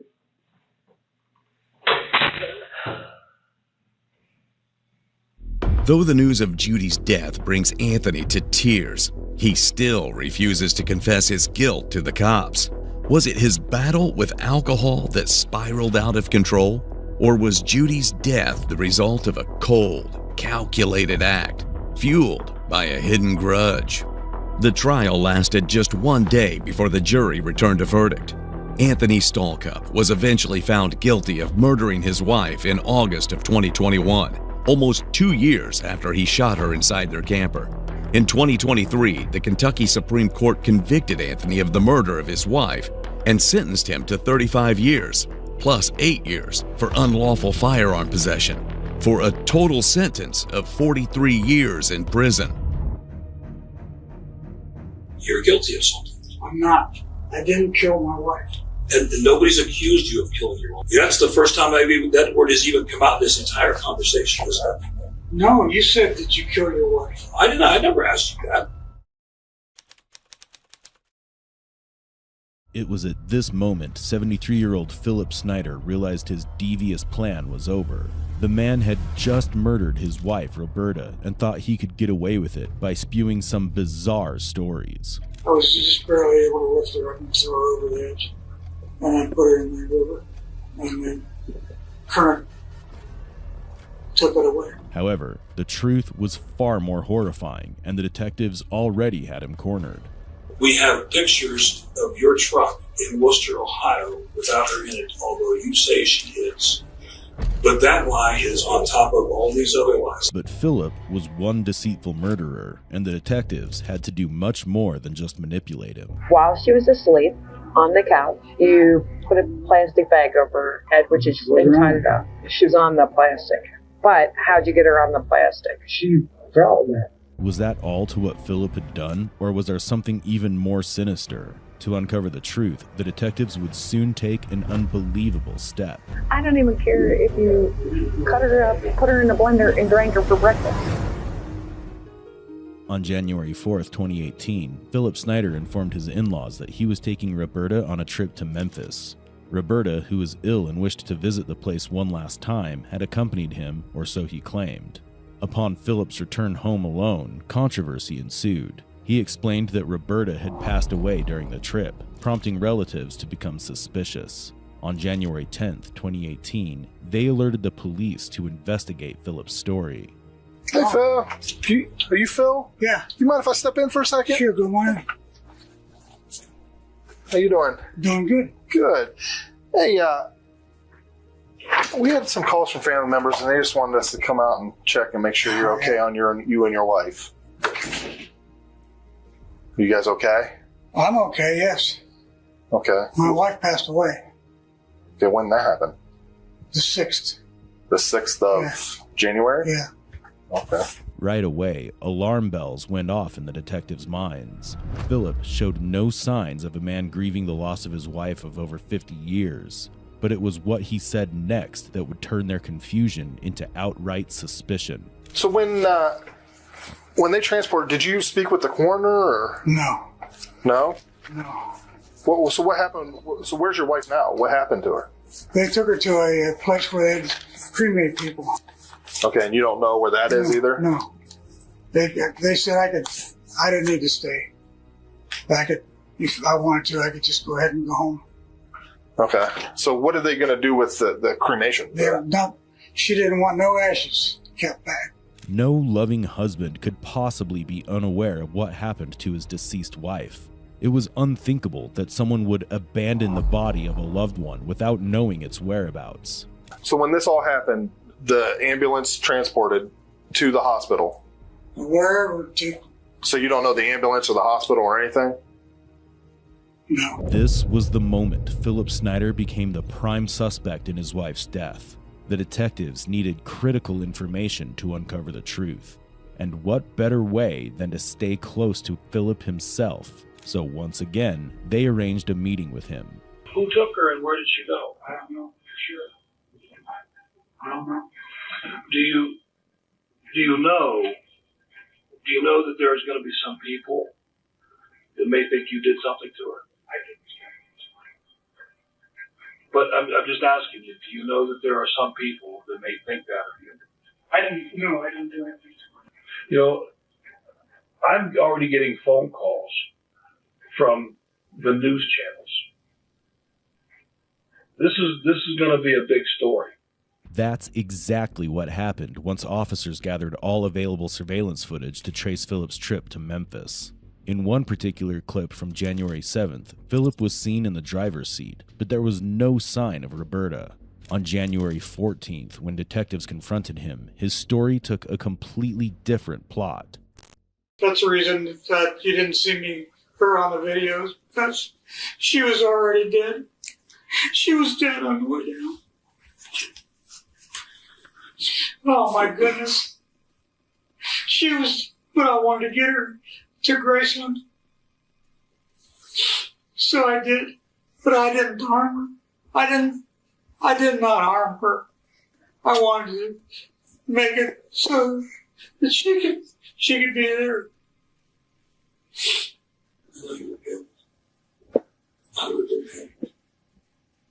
What do you do? What do you do? I didn't do nothing to her.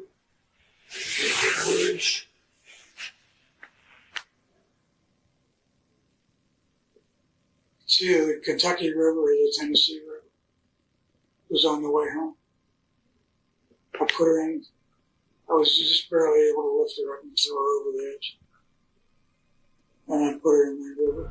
Philip's story shifted dramatically from claiming his wife was taken away in an ambulance for cremation to admitting he had thrown her body into a river. But this raised an even bigger question. If Roberta had truly died of natural causes, why would he lie in the first place? And the current took her away.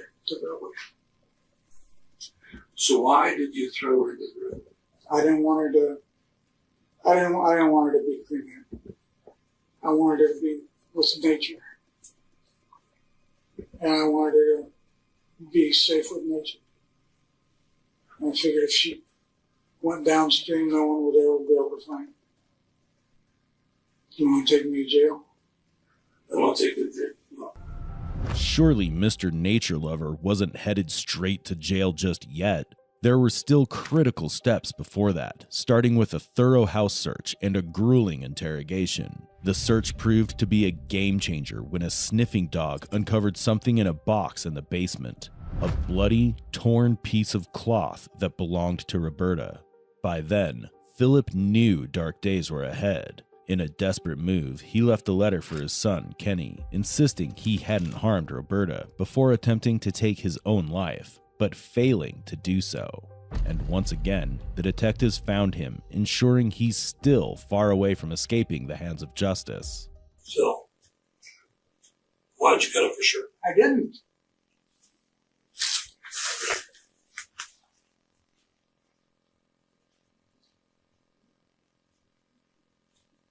Where was this at? So, why'd you cut up her shirt? I didn't. Where's that at? In your basement. No, that's something that she's done. I didn't do that. Even now, Philip refuses to accept the evidence against him. This time, he takes it a step further by dragging his own son into the mix as he spins yet another version of events.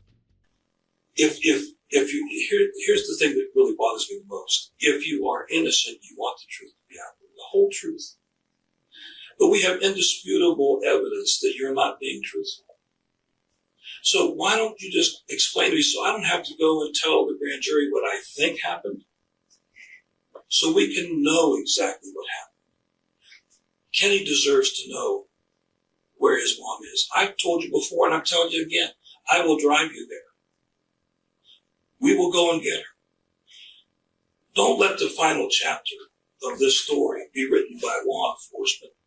Explain why you panicked, what you did, how you did it, where you did it, and let us all move on.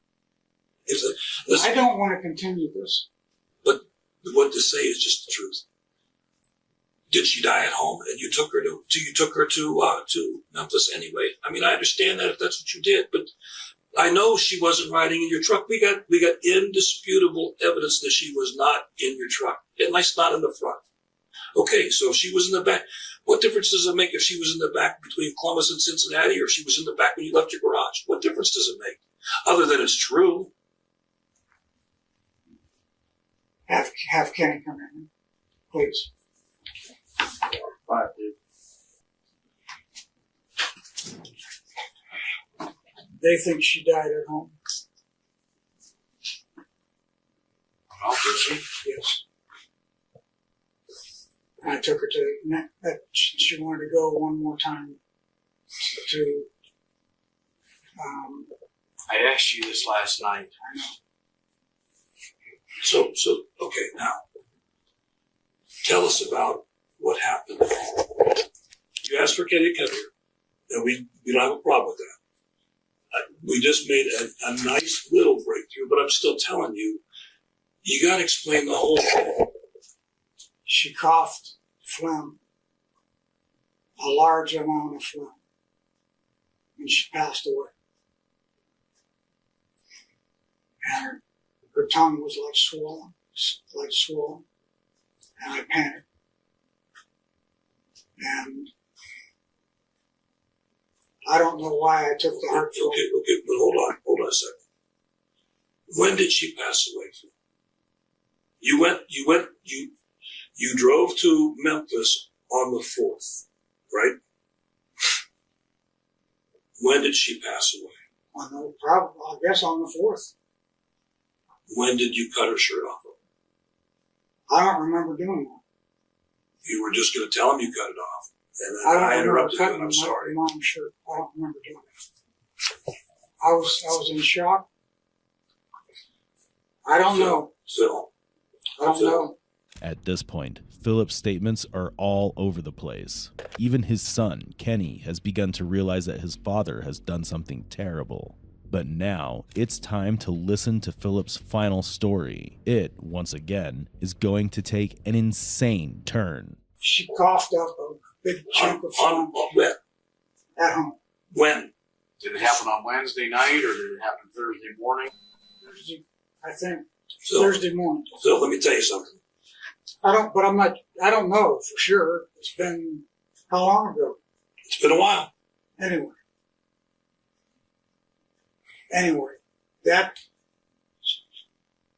but I don't remember cutting the shirt. How did you get her out of the house?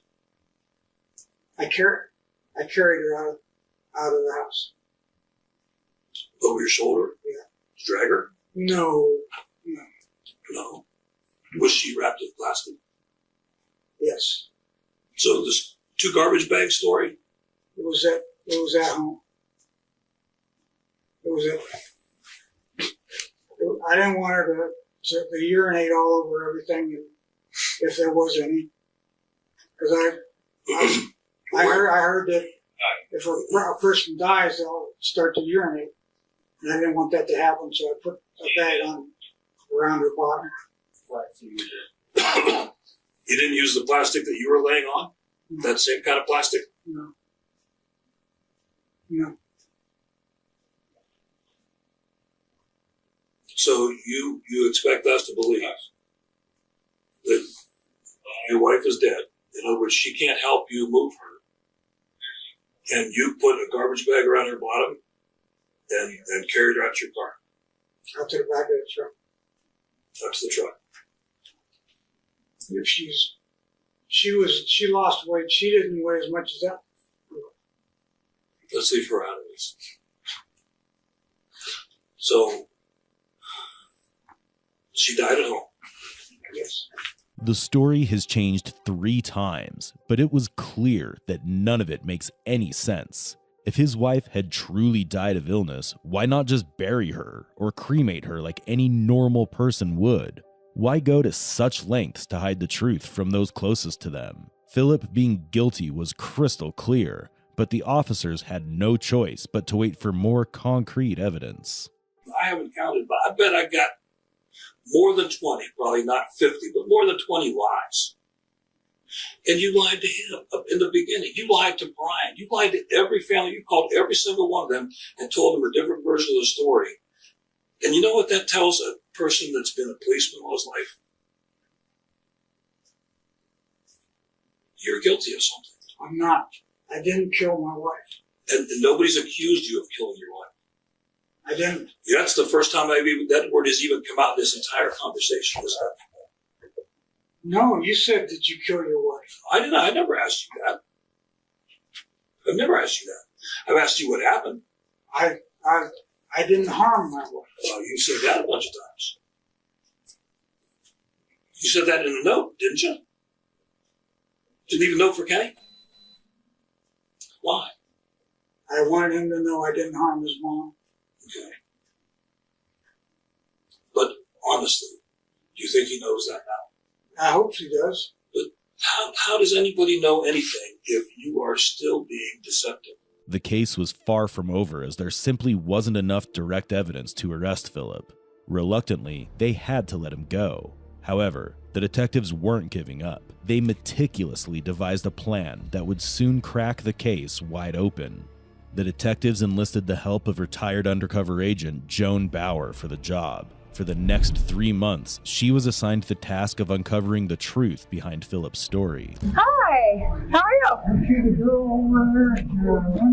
Yeah, last week. Yeah. Huh?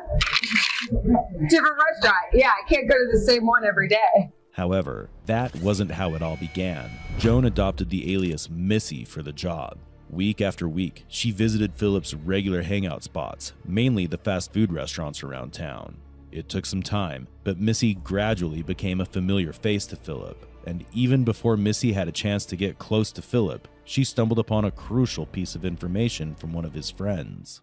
She said you could sit with her. No, really, you can sit with me. No, please do. We have assigned seats here. You do, don't you? I don't. There wasn't a tag on mine when I got here. I'm new to the group. I needed a tag. Hi. I'm Missy. I'm Fran. It's nice to meet you. Good to meet you.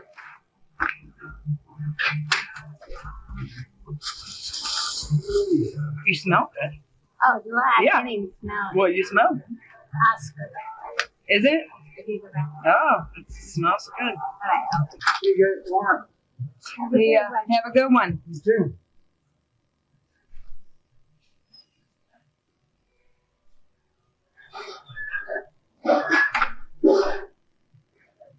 Don't get friendly with him.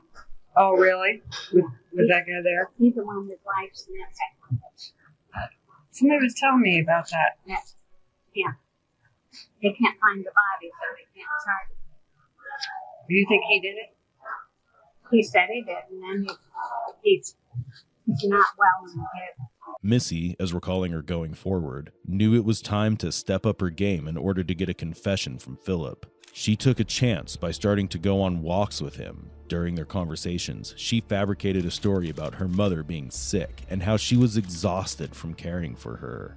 This narrative oddly aligned with Philip's own story about Roberta, and before long, they formed an unexpected connection. And soon enough, they finally met up to discuss the matter. To say they indict me. Yeah. But they told my doctor, Dr. Rich was my psychologist when I was in the hospital. That's not who you're seeing now. No. No. He said the chief of police in Hartfield said they didn't have enough to indict you. So I don't know what my son Kenny's trying to do to keep him stirred up. I don't know. I don't know. Well, but they can't. I mean, the thing is, you can't get things stirred up if they're, you know. But what I'm concerned about, I don't want a police car coming to your mom's house. Oh, yeah. And since you and I text each other, you think they? Well, say they take your confiscate my phone. Yeah. They're gonna say, who is Melissa Schiffer? Sure. Yeah. Well, yeah, but they could grill me all day. I told you. I'm tight-lipped. So I told this lady, I said, all she can tell them is that I wouldn't tell them anything. My wife passed away. I wouldn't tell them anything. I'd just say I'd talk to you sometimes at Hartfield. I'd go to Hartfield, drink coffee. I wouldn't even tell them that. That's the thing, like at Burger King, they don't know what you tell. People don't know what you tell me. Like at Burger King, like Fran, like all I know is that she goes and works out. People don't tell me anything. So if somebody were to come talk to me and say, what did he tell you? I would go, we talk about the weather and it's snowing and coffee. And every now and then he goes, how's your mom doing? Yeah. I mean, trust me, I'm one tight-lipped. Yeah, I'm not worried about that one bit. Not one bit. And I told you before, I've been challenged that way with my girlfriend. Have you? About 25 years ago, yeah. With the police? Uh-huh. Yep. And you didn't tell them nothing? Of course I didn't tell them anything. Why would I tell them anything? She's my friend.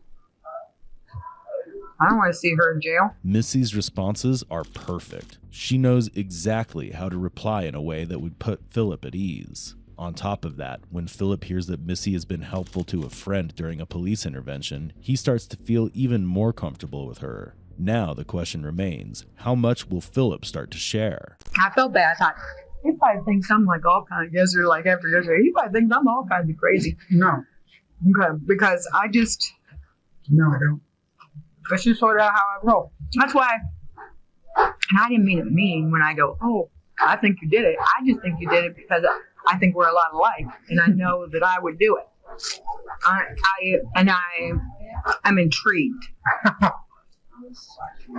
I'm very intrigued. Because it's interesting. Because I would do it. I am. But if you need someone to, I mean, you don't ever have to tell me. But if you need somebody to go, which was how it was with my girlfriend. And she, every now and then, not very often, her and I would meet, and she would like, hey, I got to talk about, and she would get it off her chest because she trusts me. And, I could be that person for you. I want you to know that. But come on, tell me. Tell you what? I don't know. I can't tell you anything else. I thought you were going to tell me. I was like, I'm thinking, how would I do it? What would I do? And I think we're a lot alike. I think we think alike. So I'm thinking so I was thinking about it last night. I actually fell asleep thinking about it. And I was thinking about it last night. I even dreamt about it because it was like, how would I do it? And I don't think I'd have her in the truck that long. That's the thing. But it was 0. No, not 0, but 10 degrees. It was cold. Yeah. But like, what if you got pulled over or something? I didn't care. Yeah. I was in Right. shock. Right. I get that. I mean, And what are they going to find? but however, though, you're very smart. You are very, very, very smart. That's what, and you fooled them. Philip is receiving compliment after compliment, boosting his ego in ways that almost makes him feel like a teacher, and Missy, his eager student seeking guidance. In his mind, he's growing more confident, but little does he know, Missy has crafted this all so that he may incriminate himself. Philip is stepping right into her trap without even realizing it. Which is intriguing. I get it. When you said she got mean, and I think she got mean, and you just snapped. And I'm not sure how you did it, but I'm intrigued about that. I think you just snapped, and I think you're very smart. I think you're very, very smart. And you're like, okay, this is how I can, and you got away with it. Like, that is what's cool. I mean, I don't know how much effort it takes to do that. Not much. It doesn't? 2 minutes. 2 minutes can get kind of long. I was going to say, is that, like, will she be fighting? Maybe. And yelling? No, she couldn't yell because she'll face down in the car. I could totally do it. Well, did you do it well enough that they're not going to find something? That's what I'm trying to help you with. You know what I mean? Because you know I get you. Philip is having the time of his life. He's so proud of himself at this point, he might even consider sharing his bank account with her. But behind all the praise and the word smart lies a sarcastic fool, and Philip has no idea he's walking right into the carefully laid trap. So did you do it well enough that they're not going to find something? Or are you worried they're going to find something? No, I'm not going to find that. Are you sure? No foul play. Are you? No, I mean, are you? I mean, did you do it well enough? No. Me. See, that's why you're probably stressing, because it's a maybe. Because if it were a yes, there's no way they're going to find it. Then you would probably be, a lot more comfortable. There's no way I can know. Why? There isn't any way I can know. I could give you a scenario. Yes, give me a scenario. Right, and that's just, I'm with you. Don't forget about the Tennessee River. Okay. I can give you a scenario. Okay. I asked a guy who picks up dumpsters behind like Wendy's, Burger King. Yeah. So what do you do with that trash? Yeah. He said, take it to the dump. I said, what do you do with the neighborhood trash? He says, I take it and they sort through it. You mean like the neighborhood trash that you put up by the road? Yeah. I'm not real smart. So, you put her in the dumpster. That's a scenario. I know, but okay. Oh, then she's buried 10 feet deep in garbage now. They won't find her. There's no way. It's just a scenario. I know. So just a scenario. Repeatedly calling his story a scenario isn't doing Philip any favors, though it's clearly his way of trying to play it safe. But let's see just how detailed this so-called scenario becomes. How long will it take for a body to decompose? A year. Does it really take that long? Be bonus. But what about if you were in garbage? I would think that would speed it up. You're going to tell me, though, how it happened, aren't you? I'm done. I think, wait. Yeah, I'm done. You're going to tell me how it happened? After I get to Cincinnati, I'll tell you how it happened. No. Good try. I'm done. I think you should just tell me so we can get past that, so I can quit wondering. To tell you the truth. Because I'm wondering. And like I said, I don't even care, which is crazy about it. I don't even care if you cut her up, put her in a blender, and drank her for breakfast. No. Well, I know you didn't do that. I know. So, but it's sort of like, I'm like, okay, I'll be laying there like, okay, did he use it right? Did he, like, how? No.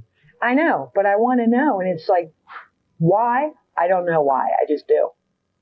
Say she wasn't breathing. This is a scenario. What? And I'll put you get a plastic bag from some grocery stores don't have paper, they give you a plastic bag. Like Giant Eagle, the blue ones? Yeah. Or, yeah. Like that thin? No, that's pretty thin. Okay. Yeah. Say her tongue was stuck. If you put a bag, say this is just a scenario. Right. Over her face. Yeah. And tied it around her neck. Right. It's just a scenario. Right. She wasn't breathing anyway, possibly. But I didn't try to help her because she didn't want me to. Right. So, but aren't those too thin? No. You know? No. But okay, so how long does it take? Does it take a while?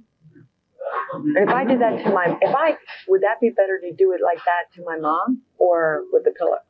If I were to do that. If you were to do that. Yeah. Do the pillow. But say you have to tie the bag around her neck. Yeah. And it might be a month on her neck. Just a scenario. Right. Just a possibility. Right. However, though, I think you're close enough to me to know that you know what I'm going to say, don't you? No, I don't. What do you think I'm going to say? You know me. What do you think I'm going to say? That you're going to ask me how I did it again. Well, I know how you did it. How did I do it? You, while she was asleep on the couch, you put a plastic bag over her head, which is and tied it up. She was on the plastic. But how'd you get her on the plastic? She fell there on her own. But I don't buy that. Okay. Okay. You know why? Because I can see it in your eyes. Okay. And I just want you to tell me, but I do find it very intriguing. What, me? Yeah. Or the story? Both. Because I told you yesterday, and I get it. Like, I get the fed up. I get it. Are you done? Being numb. Yeah. Just being numb. Yeah. And all this happening, and you probably afterwards stood back and was like, what just happened? I'm guessing, I don't know. Tell me, does it feel like that? Kind of does. Kind of. Did you feel relief? Because I think that's how I would feel. I didn't feel relief until I was on the road and in Kentucky. Yeah. Then I felt relief. Then, well, you probably didn't feel relief till you were on your way back. No, it was on my way down. Even with her in there, you felt relief? Mm-hmm. You should have done that. Oh, I should have. But I'm glad you didn't show me because I'm going to win fair and square. Okay. I'm done. Okay. All the pieces of the puzzle had finally fallen into place. Missy had done her job perfectly, and Philip was none the wiser. When she left, he might have believed he had impressed a woman at his age, basking in his own twisted sense of charm. But his moment of triumph was short-lived, as soon after the officers arrived to greet him. Yes. She's right there. She's right there? You sure? No, I heard it. Coming up on Hunky Gory. Peachy King. Peachy King. Right here. I haven't talked to you for a while. See anything you want? Is it okay? Everything seems good. You want to talk to me? No. I talk to you as a friend. Well, The bad news is you got to run for your arrest. Okay. So you got 12 minutes. You kidding? Step up. Can I park my truck at my apartment? No, step up. You kidding? Step up. You kidding? Step up. Now, do me a favor. Let's stand right over here. We're going to pat you down. Hands up against this. 73-year-old Philip Snyder was taken to jail on April 18, 2018, where he made one last attempt to reach out for help. He dialed his friend Missy's number, only to be met with silence. The lying monster still had no idea he'd been deceived. Soon after, he faced trial, and on August 27, 2018, he pleaded guilty. To the charge of aggravated murder, how do you plead? Guilty. I put her in the Tennessee River. That's where I put her. All right, so you're telling me you put your wife in the Tennessee River? Yes, sir. As part of a plea agreement, he was required to reveal the location of 69-year-old Roberta Snyder's body. In exchange, prosecutors agreed to recommend a sentence of 20 years to life in prison, finally bringing this case to a close. So what are your thoughts on this case? What do you think truly drove Philip to take the life of his beloved wife? Given that he'd be in his 90s after 20 years, do you believe the sentence was justified? Feel free to share your opinions. We'd love to hear from you. If you have any cases you want us to cover, please share your suggestions in the comments section. Also, like, share, and subscribe to our channel to uncover more cases like this from around the world. Until then, stay safe.